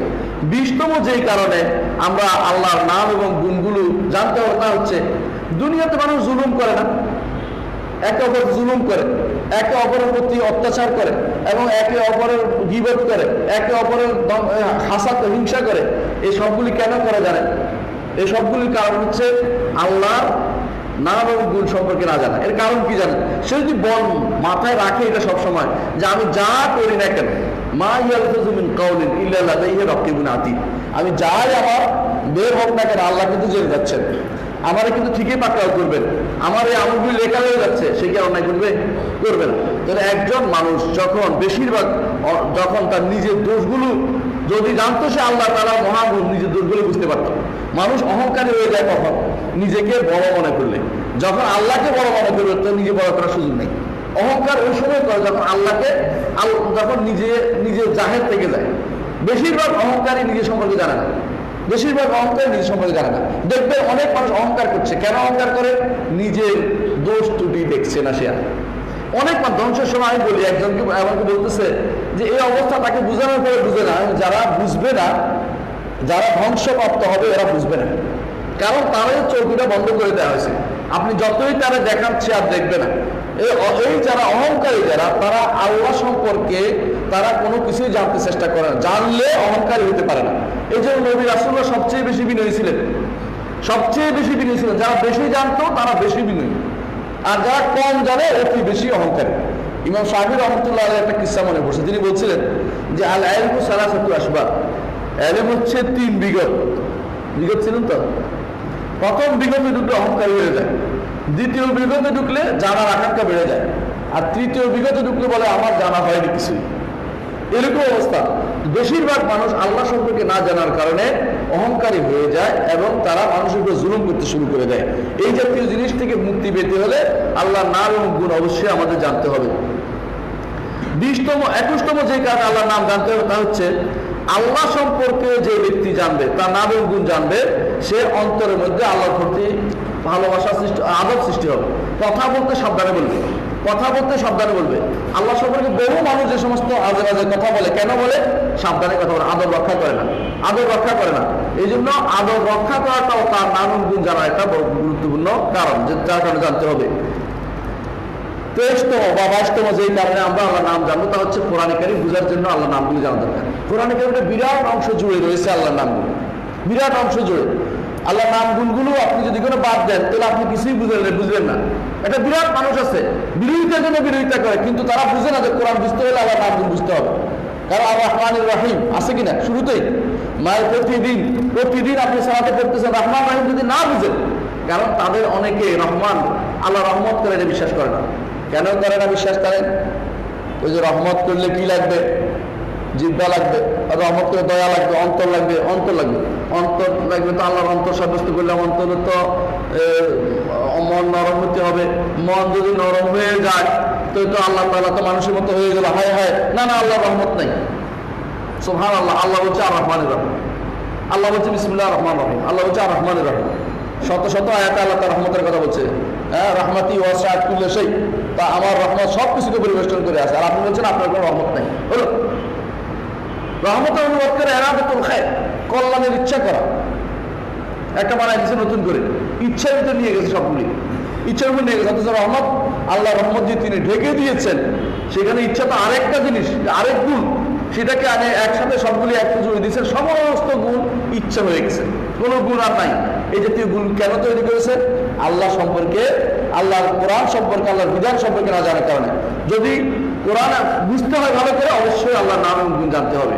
প্রত্যেকটা নাম একসাথে হলে কি অর্থ? সুবহানাল্লাহ, সুবহানাল্লাহ। এক একটা নামের কতগুলো অর্থ হতে পারে দেখেন। জাব্বার, একটা অর্থ বুঝে বলি, দেখুন সামনে বুঝবেন। জাব্বার শব্দের এক অর্থ আছে যে যিনি পরাক্রমশালী, পরাক্রমশালী, সবকিছুকে তিনি চাপিয়ে রাখেন, দাপিয়ে রাখেন ক্ষমতা দিয়ে। আরেক অর্থ আছে ভগ্ন হৃদয়কে যিনি জোড়া দেন। দুই উল্টা নাম, ওই অর্থ হয়ে গেছে। দুই ভগ্ন হৃদয়কে জোড়া দেন, জাবর, জাবর তো বুঝছেন, জাবিরা বলে পট্টি বাঁধে না, জোড়া দেন যিনি। আপনার অন্তরের মধ্যে আপনি খুব ভেঙে পড়েছেন, আল্লাহ তাআলা তিনি আপনার সেটার মধ্যে জাবর দিয়ে দেবেন। দেখছেন নামটা কত পরিবর্তন, একটা নামের দুটো অর্থ হয়ে দুই রকম। তো এইরকম জায়গা ভেদে কত সুন্দর অর্থ হয়। মুভমেন্ট, মানুষ মুভমেন্ট হয়, ইমানদার। আল্লাহ তাআলা মুভমেন্ট অর্থ কি? যিনি মানুষকে নিঃশঙ্ক করেন, ভয় শূন্য করে দেন, তিনি হচ্ছেন মুভমেন্ট। যে তোমাকে আমি নিরাপত্তা দিলাম, নিরাপত্তা প্রদান করেন। এর অর্থের ব্যাসকরণ আপনি যদি কোনো অর্থ না বুঝেন আল্লাহর নামটা, তো অর্থ করতে পারবেন না, কোরআন বুঝবেন না। কোরআন বুঝতে হলে আপনাকে আল্লাহর নাম গুণগুলি শিখতে হবে। দুইটা একসাথে হলে কি হয়? আজিজুল হাকিম, সুবহানাল্লাহ। আজিজুল হাকিম, দুইটা নাম একসাথে হলে কি সুন্দর হয় দেখেন। আজিজ হচ্ছে পরাক্রমশালী, মানে ক্ষমতার দাপট যা দেখাতে হয়। আবার হাকিম, হাকিম অর্থ হলো তিনি হিকমতওয়ালা, প্রজ্ঞাময়। যদি শুধু ক্ষমতা দেখা যেত, কি বলতেন? ক্ষমতা দিয়ে সবের গুণ, ক্ষমতা দিয়ে। আমি যদি কোনো দুনিয়ার বুকে ক্ষমতা যার আছে সে কি হাকিম হয় না, ক্ষমতা দেখাতে চায়, এটা করতে চায়। কিন্তু আল্লাহ তাআলা হাকিম, তিনি সব জায়গায় ক্ষমতা দেখান না, যেখানে দরকার সেখানে দেখান। তার ক্ষমতা দেখানোর জায়গা যেখানে সেখানে দেখান, এবং সেখানে হিকমতের সাথে সেটা করেন। তিনি কোনো জুলুম করেন না, ইনসাফের সাথে সেটা করেন। কিন্তু দুনিয়ার মানুষ এটা হইতে পারে। এই জন্য আজিজুল হাকিম, ইন্না রাব্বাকা আজিজুল হাকিম, আল্লাহ তাআলা ইন্না আজিজুল হাকিম বলেছেন, তারপর ইন্না আলিমুল হাকিম বলেছেন। প্রত্যেকটা নাম দুইটা একসাথে হওয়ার মধ্যে একটা অতিরিক্ত ফায়দা আসে, আলাদা আসে। তো নামগুলোকে না জানলে আপনি কোরআন বুঝতে পারবেন না। নামগুলো আমাদের সেই জন্য জানতে হবে। তারপরে বিপদ আপদ, বিপদ আপদে আপনার এই নামগুলো দিয়ে আল্লাহকে আহ্বান করা, এগুলি নামগুলো যাদেরকে আহ্বান করতে পারবেন? কখনো পারবেন না। অনুরূপভাবে যখন আপনার আল্লাহ তাআলার ঈমান, তাওহীদ এগুলি বৃদ্ধি পাবে, আল্লাহ তাওহীদ বৃদ্ধি পাবে, যত বেশি আল্লাহর নাম সম্পর্কে জানবেন তখন আপনার ঈমান এবং তাওহীদ বৃদ্ধি পাবে। অনুরূপভাবে যদি আপনি আল্লাহর নাম এবং গুণ না শিখেন, উল্টাটা করেন, তাহলে আপনার ওয়াইদের ভিতরে পড়বেন, ওয়াইদ ধমকের ভিতরে পড়বেন। ধমকটা কি? আল্লাহ হচ্ছে ওয়ালিল্লাহিল আসমাউল হুসনা ফাদউ বিহা, আল্লাহর সুন্দর সুন্দর নাম দিয়ে সেগুলো দিয়ে রাখো। ওয়া যারুল্লাযীনা ইউলহিদুনা ফি আসমাইহি, তাদেরকে ছেড়ে দিন, তাদেরকে ছেড়ে দিন। দুই অর্থ আছে এটা, যার অর্থ ছেড়ে দুই অর্থ। একটা হচ্ছে যে তাদেরকে ছেড়ে দিন, আমি দেখে নেব। আরেকটা অর্থ হচ্ছে তাদের সাথে তর্ক করতে যাবেন না, কারণ তাদের শাস্তি তারা পাবেই পাবে। দুই অর্থ শুদ্ধ। তাহলে বোঝা গেল আল্লাহর ওয়াইদ ধমক আছে এখানে। যারা আল্লাহর নাম এবং গুণ নিয়ে আল্লাহকে ডাকবে না, আল্লাহ তাআলার নাম গুণ নিয়ে আল্লাহকে ডাকবে না, তাদের জন্য ধমক রয়েছে। এই ধমক থেকে বাঁচার জন্য হলো আপনাকে আল্লাহর নাম এবং গুণ শিখতে হবে। আমরা দেখতে চাই, দেখি যে আল্লাহ তাআলা কোরআনে কারীমে কোনো সূরাকে, কোনো আয়াতকে বেশি মর্যাদাবান বর্ণনা করেছেন। হ্যাঁ, আমরা 25 নম্বর বললাম বা 26 নম্বর, যে আল্লাহ তাআলা কোরআনে কারীমে কোনো আয়াতকে বেশি মর্যাদাপূর্ণ বর্ণনা করেছে শুধুমাত্র নামের কারণে। এইখানে আল্লাহর নাম এবং গুণ আসছে এই জন্য। যেমন আয়াতুল কুরসি, আয়াতুল কুরসি একটা নাম ডাকতে আমরা শুধুমাত্র আল্লাহর নাম গুণ বেশি আসছে এটাই জন্য। পুরোটাই আল্লাহু লা ইলাহা ইল্লা হুয়া আল হাইয়ুল কাইয়্যুম, হাইয়ুল কাইয়্যুম আল্লাহর নাম না? লা তাখুযু সিনাতুন ওয়া লা নাওম, আল্লাহর গুণ না? গুণ। লাহু মা ফিস সামাওয়াতি ওয়া মা ফিল আরদ মান যাল্লাযী ইয়াশফা'ু ইনদাহু ইল্লা বিইذনিহি, আল্লাহর ক্ষমতা। মান যাল্লাযী ইয়াশফা'ু ইনদাহু ইল্লা বিইذনিহি, ওয়াসি'a কুরসিয়্যুহুস সামাওয়াতি ওয়াল আরদ, আসমান জমিন সব তার কুরসির ভিতরে জায়গা হয়। ওয়ালা ইয়াউদু হিফযুহুমা, এগুলো সংগ্রহ তার কষ্ট হয় না। ওয়া হুয়াল আলিয়্যুল আযীম। আবার শেষে আসে দুটো নাম। আল্লাহর নামগুলি থাকার কারণে, গুণগুলি থাকার কারণে এটা হচ্ছে আযমু আয়াতুন ফিল কোরআন, কোরআনের সবচেয়ে বড় আয়াত, সবচেয়ে বড় আয়াত। তো যে ব্যক্তি আল্লাহর নাম গুণ শিখে নাই, তাহলে আল্লাহ তাআলার সত্যিকার দিন সে শিখতে পারে না এবং কিছু শিখতে পারে নাই। সে অনেক কিছু শিখবে দুনিয়াতে, কিন্তু এগুলো আসলে মূল উদ্দেশ্য নয়। অবশ্যই নাম গুণ দিয়ে তারপর আগাতে হবে, যেটা মূল শুরু করতে হবে। আসলুল উলুম এবং আশরাফুল উলুম, সবচেয়ে মূল ইলম, এটা সবচেয়ে বেশি গুরুত্বপূর্ণ ইলম হচ্ছে এই নাম এবং গুণগুলো শেখা। আমরা ইনশাআল্লাহ এই জন্য এই নাম এবং গুণগুলো শিখবো। কি বলেন, ঠিক আছে? আচ্ছা, এখন আমরা সামনে আগে, সেটা হচ্ছে আল্লাহর নামের ক্ষেত্রে, আল্লাহর নামের ক্ষেত্রে আমাদের কিরকম কাজ করা দরকার, অর্থাৎ কিভাবে আল্লাহর নাম এবং গুণগুলোকে আমাদের কিরকম আগ্রহ বিশ্বাস রাখতে হবে, এটা হলো মূল কথা। অর্থাৎ তাওহীদুল আসমা ওয়াস সিফাত কি জিনিস, এটা হলো মূল কথা। মনে রাখবেন, আল্লাহর নাম এবং গুণ বা তাওহীদুল আসমা ওয়াস সিফাত সাব্যস্ত করতে হলে অবশ্যই তিনটা জিনিস লাগবে। কয়টা জিনিস? তিনটা মুখস্থ চাই। এক নম্বর হচ্ছে আল্লাহ তাআলা তার কিতাবে এবং রাসূলুল্লাহ সাল্লাল্লাহু আলাইহি ওয়াসাল্লাম তার হাদিসে আল্লাহ যে সমস্ত নাম সাব্যস্ত করেছেন সেগুলো সাব্যস্ত করতে হবে। যে সমস্ত নাম নিষেধ করেছে সেগুলিকে বাদ দিতে হবে। যেগুলি তার নাম না, এগুলি তার গুণ না, এগুলিকে বাদ দিতে হবে। বুঝে আসছে? তাহলে তাওহীদুল আসমা ওয়াস সিফাতের আল্লাহ নাম এবং গুণের মধ্যে তাওহীদ হতে হলে এক নম্বর নীতি হচ্ছে এটা, যে জিনিসগুলো আল্লাহ এবং তার রাসূল সাব্যস্ত করেছেন সাব্যস্ত করতে হবে কোরআন হাদিসে।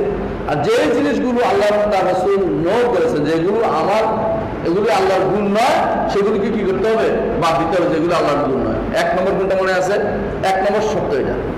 দ্বিতীয় বলে একটা যথেষ্ট না, আর দ্বিতীয়টা আছে। দ্বিতীয়টা হবে এই সাব্যস্ত করার সময়, সাব্যস্ত করতে হবে বলছি, সাব্যস্ত করার সময় যেন কোনোভাবেই আল্লাহর নাম এবং গুণগুলো যেন কোনো সৃষ্টিকুলের কারোর সাথে সামঞ্জস্য না হয়, এটা খেয়াল রাখতে হবে। হ্যাঁ, ঠিক আছে? প্রথমটা হলো সাব্যস্ত করা, দ্বিতীয়টা হলো সামঞ্জস্য নিষেধ করা, যে সৃষ্টিকুলের কারোর সাথে সামঞ্জস্য বিধান হবে না, সৃষ্টিকুলের কারোর সাথে সামঞ্জস্য বিধান করা যাবে না। তিন নম্বর হচ্ছে যে ধরন নির্ধারণ করা যাবে না, কোনো ধরন পাওয়ার আশা করা যাবে না। ধরন হচ্ছে, ধরন আছে আল্লাহ রাব্বুল ইজ্জত, যার অস্তিত্ব আছে তার তো ধরন আছে অবশ্যই, কিন্তু সেই ধরন আমার অজানা, সেই ধরন একমাত্র আল্লাহ জানে, কেউ জানে না। যদি কেউ এরকম ধরন নির্ধারণ করে তাহলে সে পথভ্রষ্ট বলে বিবেচিত হবে। তাহলে আল্লাহ তাআলা তাওহীদুল আসমা ও সিফাত অর্থাৎ আল্লাহর নাম এবং গুণের তাওহীদ প্রতিষ্ঠা করতে হলে তিনটা কায়দা অবশ্যই আমাদের জানতে হবে, নীতিমালা। একটা হচ্ছে ইসবাত, ইসবাত সাব্যস্ত করতে হবে এবং যা নিষেধ করেছে তা নিষেধ করতে হবে কোরআন এবং সুন্নায় যা আছে তা সেটা অনুসারে, কোরআন এবং সুন্নাহ যেভাবে আসছে সেভাবে সাব্যস্ত অথবা নিষেধ করতে হবে। তো কোরআন করতে হবে না, করতে হবে না, করতে হবে, করে জানতে হবে যে কোথায় কি লেখা আছে সেটা সে অনুসারে। 2 নম্বর হচ্ছে তানজিহ বা পবিত্র করতে, সামঞ্জস্য বিধান থেকে মুক্ত রাখতে হবে। দলিল কি? 2টা দলিল এক আয়াতের মধ্যে আসছে। সুবহানাল্লাহ। আল্লাহ তাআলা বলেছেন লাইসা কামিসলিহি শাই ওয়া হুয়াস সামিউল বাসীর। লাইসা কামিসলিহি শাই, এটা কিসের দলিল? সাদৃশ্য না করা, সামঞ্জস্য বিধান না করা, মত না করা, মত না করা। লাইসা কামিসলিহি শাই। আচ্ছা, ওয়া হুয়াস সামিউল বাসীর কিসের প্রমাণ? আল্লাহ যা সাব্যস্ত তা বলতে হবে। সামিউল তিনি, বাসীর তিনি, সাব্যস্ত করতে হবে। একই আয়াতের ভিতরে আল্লাহ তাআলা 2টা জিনিস নীতিমালা দিয়ে দিয়েছেন আপনাকে। একটা হচ্ছে সাব্যস্ত করতে হবে, তবে আগে সাবধান, কারণ কোন সৃষ্টিকুলের মতো করে সাব্যস্ত করিও না, সৃষ্টিকুল সাব্যস্ত করিও না। এই জন্য আমরা যখন আল্লাহর কোনো কিছু সাব্যস্ত করি তখন আমরা বলি যে একই রকম হইলে একই রকম মনে করা যাবে না। যেমন আল্লাহ তাআলা তার নিজের সম্পর্কে বলছে তিনি সামিউল বাসীর, ও সামিউল বাসীর বলছে না? দেখেন আল্লাহ তাআলা বান্দার নিজে বান্দা সম্পর্কে বলছে আল্লাহ তাআলা ইনসানা হিনুম মিনাদ দাহরি লাম ইয়াকুন শাইআন মাযকুরা। তারপরে ইন্না খালাকনাল ইনসানা মিন নুতফাতিন আমশাজিন নাবতালি ফাজআলনাহু সামিউন বাসীরা। মানুষকে আমি সামিউ এবং বাসীর করেছি। একরকম হয়ে গেছে না? আল্লাহ সামিউ, আস-সামিউ আল বাসীর, আর মানুষ হলো সামিউ বাসীর। বাহ্যিকভাবে দুটো একরকম হয়ে গেল, বাহ্যিকভাবে হয়েছে তো, কিন্তু আসলে বাহ্যিকভাবে একরকম হয় না, পার্থক্য বিরাট। যিনি আস-সামি আল বাসীর তিনি হচ্ছেন কে? আল্লাহ তাআলা। আর যিনি শুধু সামি বাসীর একটা অংশে কোনো একটা গুণে যাকে এই গুণটা দেওয়া হয়েছে তিনি হচ্ছে মানুষ। মানুষের গুণের সাথে আল্লাহর নাম এবং গুণের কোনো মিল থাকতে, নাম শব্দে মিল হইলেও কোনো অর্থে মিল হবে না, কারণ তার তিনি যে সর্বশ্রোতা সর্বদ্রষ্টা, এটার সাথে আমি সর্বশ্রোতা সর্বদ্রষ্টা না, আমি শ্রোতা এবং দ্রষ্টা শুধুমাত্র। আমি শুনি আর দেখি, কিন্তু সব কিছু শুনতে আমি পাই না, সব কিছু দেখতে পাই না। আমার শোনার জন্য কান আছে, তাই না? আমার শোনার জন্য কি আছে? চোখে ওষুধ দিতে হয় কয়দিন পর পরে, দেখার জন্য দেখতে পাই না। আমার সাথে রব্বুল আলামিনের কোনো তুলনা চলবে না। সেটা শব্দ হতে পারে, হ্যাঁ, শব্দ ব্যবহৃত হতে পারে, কিন্তু আমার সাথে তার এইটা মিল হবে না কোনোভাবেই। এই জন্য বলতে হবে শব্দে মিল থাকলে কি হবে? এটা আসলেই একরকম নয়, একরকম করা যাবে না। এইটার নাম হচ্ছে সামঞ্জস্য বিধান করা যাবে, সামঞ্জস্য বিধান করা যাবে না। আচ্ছা, আগলো কাতু তামা ইদরাকি কাইফিয়া, বাট ধরন পাওয়ার আশা ছেড়ে দিতে হবে, ধরন পাওয়ার আশা ছেড়ে দিতে হবে। যারাই এই জায়গাতে বিভ্রান্ত হয়েছে তারা কিন্তু ধরনের কারণে বিভ্রান্ত হয়েছে। যেই ব্যক্তি আল্লাহর নামগুলো অস্বীকার করেছে, কেন অস্বীকার জানেন? প্রথমে একটা ধারণা করে নিছে, না আল্লাহ তো এরকম হলে তো হতে পারে না। কথার দাবি দিয়ে মানুষ বেশিরভাগ সময় বিভ্রান্ত হয়। কথার দাবি কিরকম? হ্যাঁ, বলছিলাম মনে আছে যে আমরা সবাই মুরগি খাই। মুরগি কি খায়? খারাপ জিনিস খায়। সুতরাং আমি কিন্তু আমার কথা বলছি না, হ্যাঁ, সুতরাং তারা সব কি খায়? এটা হলো কথার দাবি দিয়ে কোনোদিন কোনো কিছু দুনিয়ায় কোনো কথা বলা ঠিক না, কারণ কথার দাবি এটা হলো একটা স্টেপ বের করে, শুদ্ধ নাও হইতে পারে, বাস্তবতা শুদ্ধ হয় না। এটা আল্লাহ সম্পর্কে আপনি কথার দাবি কেন দিবেন? কথার দাবিতে চলবে আমরা আমাদের মাঝে, এটার সাথে মিল আছে। এই জন্য আল্লাহ আপনার কোন দিক দিয়ে মিল? সত্তাগতও না, কর্মগতও না, গুণগতও না, কোনো দিক দিয়ে মিল না। তা আপনাকে আগে মিলাচ্ছেন কেন? যে সময় একই রকম ধরন নির্ধারণ কিভাবে করতে পারেন আপনি? ধরন নির্ধারণ করার জন্য 2টা জিনিস লাগে। একটা হচ্ছে সরাসরি তাকে দেখা, আরেকটা হচ্ছে তার মতো কোনো কিছু পাওয়া। আল্লাহ তাআলা বলছেন যে লাইসা কামিসলিহি শাই, তার মতো কোনো কিছু নাই। আবার বলছে হাল তাআলামু লাহু সামিয়া, সমপদ, সমগোত্রীয়, সমনামের কাউকে তুমি দেখছো, জানো? তাহলে আল্লাহর মতো কেউ নাই। হ্যাঁ, আল্লাহর মতো কেউ নাই বলেছেন, তার মতো কেউ নাই। আবার বলছে তার সমপর্যায়েরও কেউ নাই। আবার বলছে লাম ইয়াকুল লাহু কুফুয়ান আহাদ, তার সমকক্ষ কেউ নাই। বাবা বলতেছে আল্লাহ তাআলা এটা সেখানে আমি তার ধরন কিভাবে নির্ধারণ করতে পারি? কোনোভাবেই তার কোনো ধরন নির্ধারণ করা যাবে না। অধিকাংশ মানুষ এই জায়গায় এসে আটকে যায়, এই জায়গায় এসে আটকে যায়। অনেক কিছু মানে হঠাৎ করে দেখবেন যে মাথার ভিতরে ঢুকাইছে, কেউ একটা ভুল ঢুকাই দিছে যে হ্যাঁ তো এইটা হইলে তো এই সমস্যা, এইটা হলো তো এই সমস্যা। এই সমস্যাটা কখন আসে? যখন দ্রুত আপনি আল্লাহর নাম এবং গুণকে আপনার উপর কিয়াস করে ফেলছেন অথবা কারো উপর কিয়াস করে ফেলছেন। যখনই এটা আসে তখন সে তার এই না এটা আল্লাহর খিলাফি, আল্লাহর বিপরীত। মাথায় যখনই আসে যে আল্লাহ তাআলা এরকম বা এরকম বা এরকম বা এটা এরকম হইলো কেন এরকম, তাহলে বলবেন যে আল্লাহর বিপরীত, আল্লাহর বিপরীত। অনেকেই আমরা দেখেছি, অনেকেই ছোট ছোট মাসালাতে এরকম হয়ে যায়। আল্লাহর হাতের মাসালাটা আমরা বলি, শুধু আল্লাহর হাতের মাসালা। যখনই আমরা বলি আল্লাহর হাত আছে, আল্লাহ বলেছেন ইয়াদুল্লাহি ফাওকা আইদিহিম, আল্লাহ তাআলা বলেছেন, এটা কোনো আমাদের কোনো বানানো, আল্লাহ বলেছেন।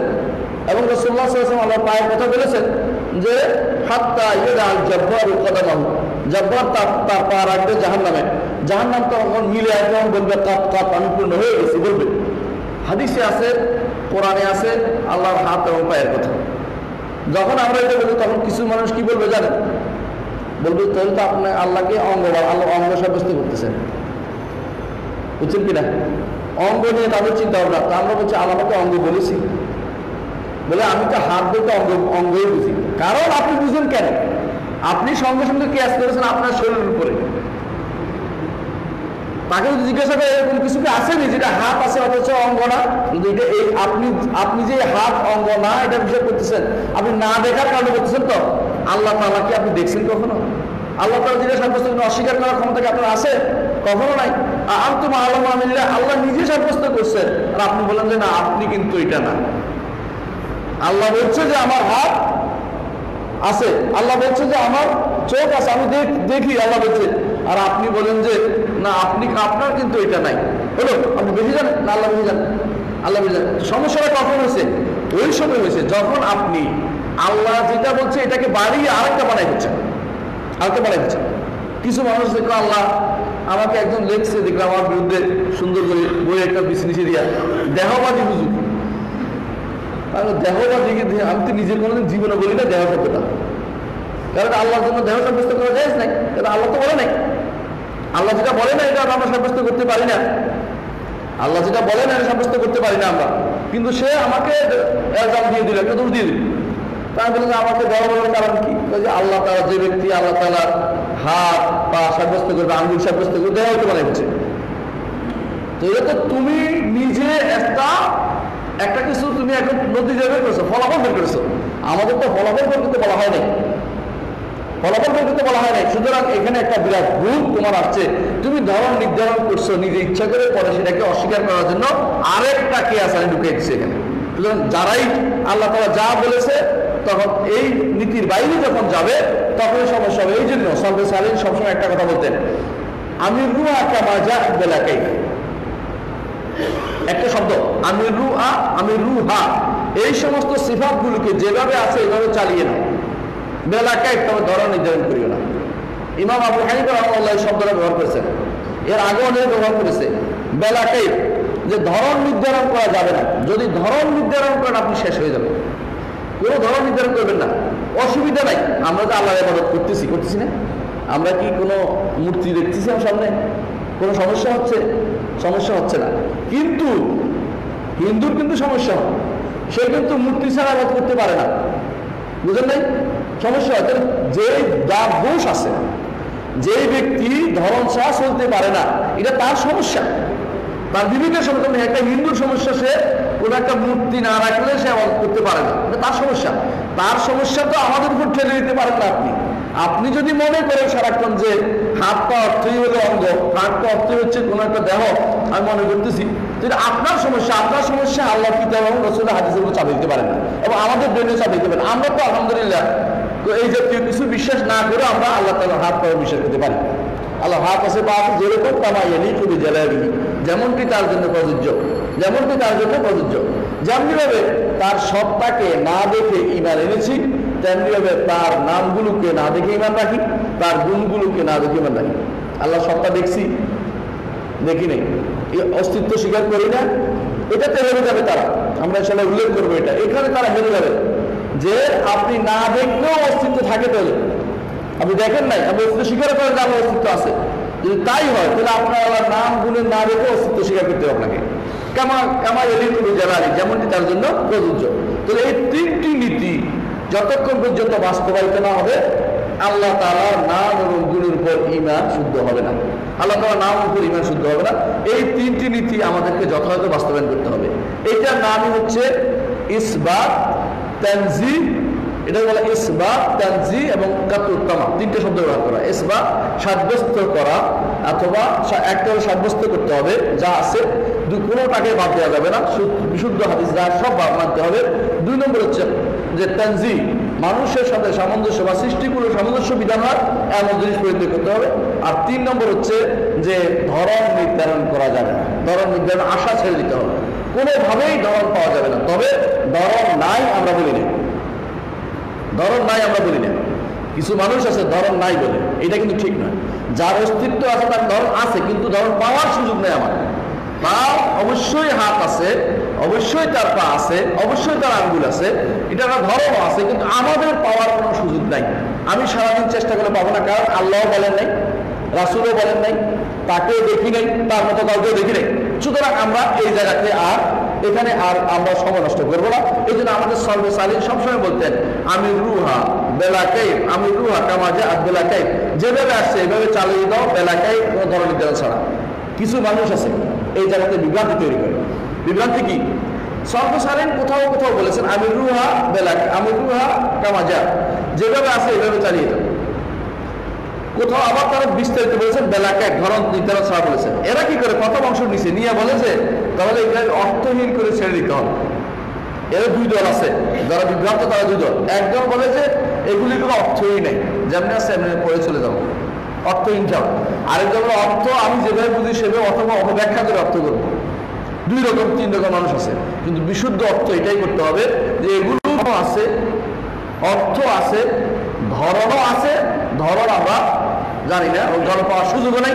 অর্থটা আমরা জানি, যে ব্যক্তি বলে এগুলো অর্থ জানি না সেই ব্যক্তি জাহমিয়াদের অন্তর্ভুক্ত। জাহমিয়ারা কি বলতো?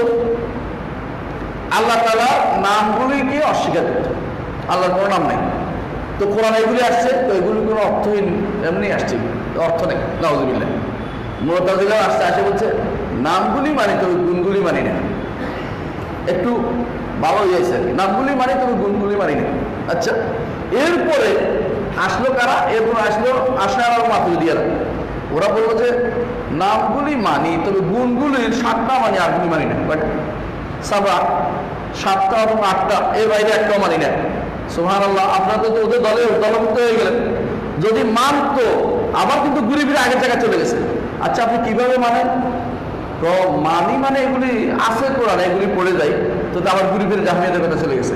কারণ অর্থ করবে না, অর্থ করলে তাদের সমস্যা। আবার আরেক গোষ্ঠী আছে অর্থ করবো, বাণী অর্থ করবে, ইয়াদ অর্থ বলবে কুদরত। অথচ ইমাম আবু হানিফা রাহিমাহুল্লাহ তিনি হানাফিরা যে মাতুরিদীয় মত অংশে তাদের ইমাম আকীদার ইমামকে আকীদার ইমাম নেয় না। আবু হানিফা রাহিমাহুল্লাহ যে আকীদা নিবে না, নিবে কার থেকে? মাতুরিদি থেকে।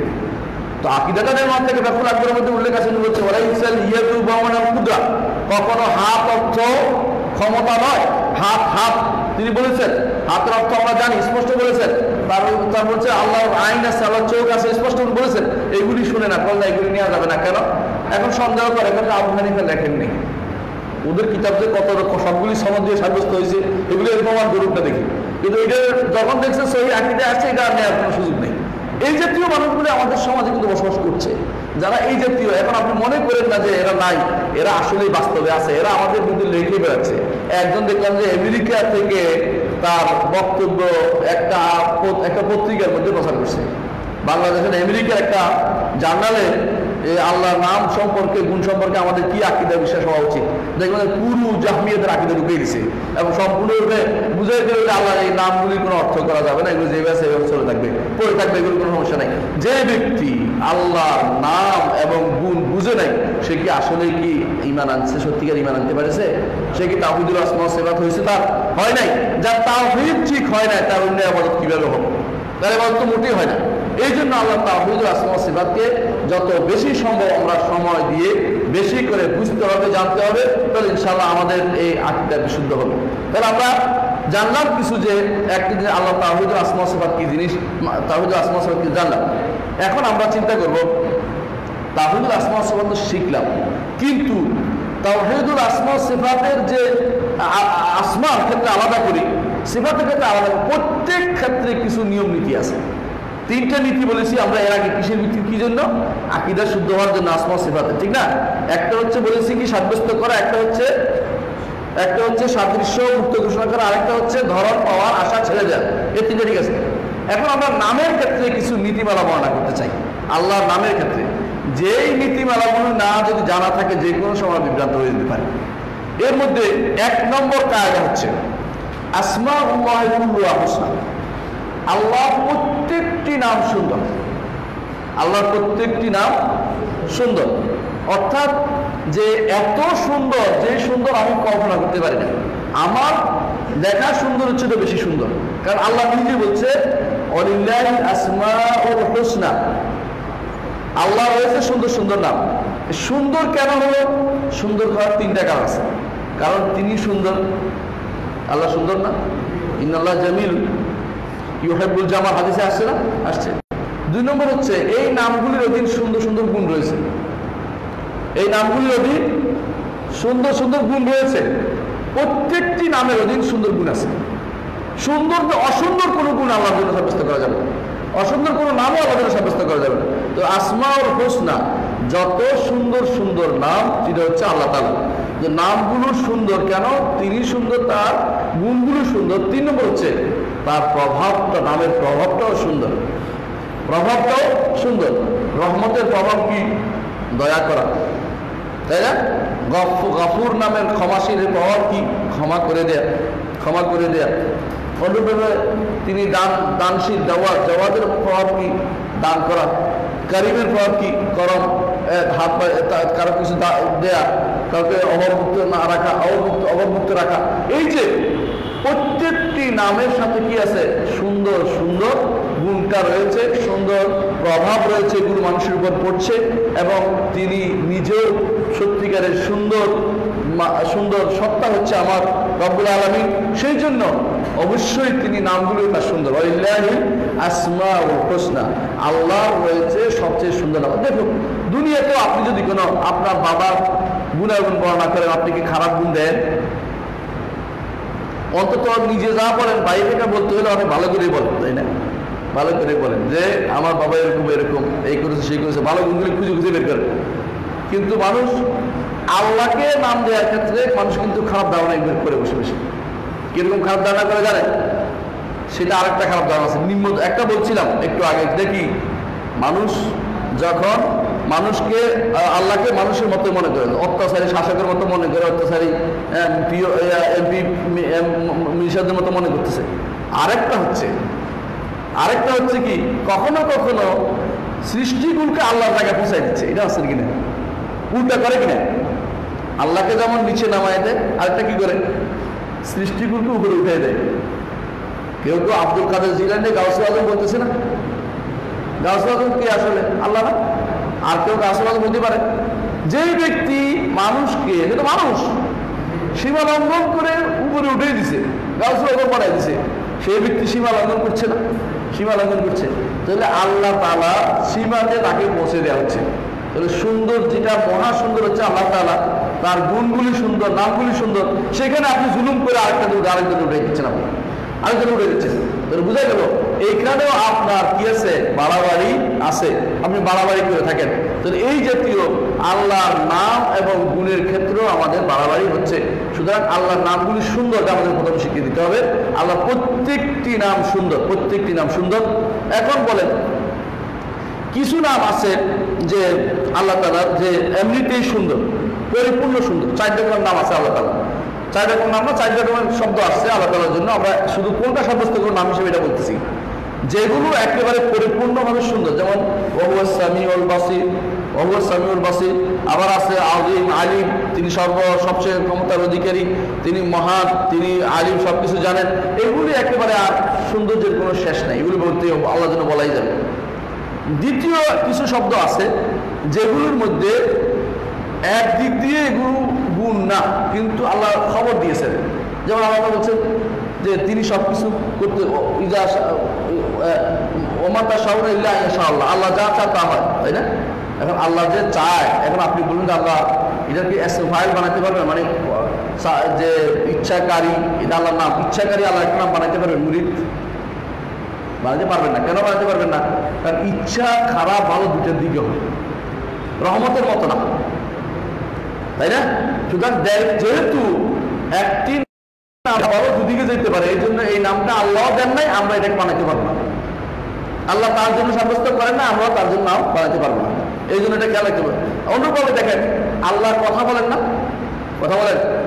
আল্লাহকে আমি বক্তা বলবো না, আল্লাহকে মুতাকাল্লিম এই জাতীয় নাম দেওয়া যাবে না, একবার বলা যাবে যে তিনি কথা বলেন, তিনি ইচ্ছা করেন, এগুলি বলা যাবে, তার সম্পর্কে বলা যাবে। তিনি ইচ্ছা করেন, কথা বলেন, তিনি কাজ করে, তিনি আমাদের তৈরি করে দিয়েছেন, আল্লাহ তাই বলে আপনি তাকে আল্লাহকে কারিগর বানাতে পারবেন না, নাউযুবিল্লাহ। কিন্তু যেই নাম আল্লাহ দেন নাই, আল্লাহ রাসূল দেন নাই, খেয়াল করেন, আল্লাহর জন্য আল্লাহ মানুষ সাব্যস্ত করেন নাই, ওই নাম আপনার কাছে ভালো হলেও ওই নাম আল্লাহর জন্য দেওয়া যাবে না, ওই নাম আল্লাহর জন্য দেওয়া যাবে।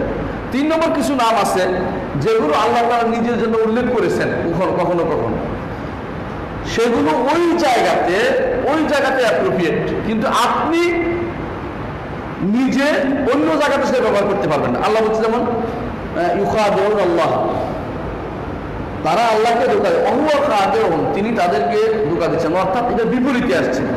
বান্দা অন্যায় করার কারণে আল্লাহ অন্যায়টার শাস্তি দেন, অন্যায়টাকে প্রতিহত করার জন্য আল্লাহ সেখানে বলছেন, সেখানে আপনি আল্লাহকে খাওয়া দেয় বা ধোঁকাদার এই শব্দ নাম দিতে পারবেন না, কারণ এই নাম আল্লাহ যেটা অ্যাপ্রোপ্রিয়েট না, এই নাম আল্লাহ অ্যাপ্রোপ্রিয়েট না। আবার ধরেন কিছু নাম আছে দুনিয়ার বুকে যেগুলো শুধু খারাপই, যেমন চোখে দেখে না, বধির, যেমন ইয়াদুল্লাহ মাহলুলা, আল্লাহ হাত লুলা, এগুলি বলে ইয়ারা ইহুদিরা, এগুলি কোনোভাবেই আল্লাহর জন্য সাব্যস্ত করা যাবে না, সাব্যস্ত করা যাবে। তাহলে একমাত্র আল্লাহর জন্য শুধু ওই নামটাই সাব্যস্ত করতে হবে যেটা সুন্দর। আমরা দেখতে পাচ্ছি আল্লাহর জন্য কোনো নাম আল্লাহ এবং তার রাসূল যা দেননি এরকম কোনো নাম সাব্যস্ত করা যাবে না, শুধুমাত্র ওই নামটাকে যেটা সুন্দর এবং যেটা কোরআন হাদিসে আসছে, এর বাইরে নয়। তাহলে আল্লাহর নামগুলি সুন্দর হতে হবে 1 নম্বর শর্ত। এটা হচ্ছে আল্লাহর নামের ক্ষেত্রে একটি নীতি। আমরা ইনশাআল্লাহ পরবর্তী দর্শে বাকি আরো 7, 8টি 9টি নীতি আছে, 8টি নীতি আছে, সেগুলো ইনশাআল্লাহ পড়বো। সুবহানাকাল্লাহু ওয়া বিহামদিকা আশহাদু আল্লা ইলাহা ইল্লা আনতা আস্তাগফিরুকা ওয়া আতুবু ইলাইক। আসসালামু আলাইকুম।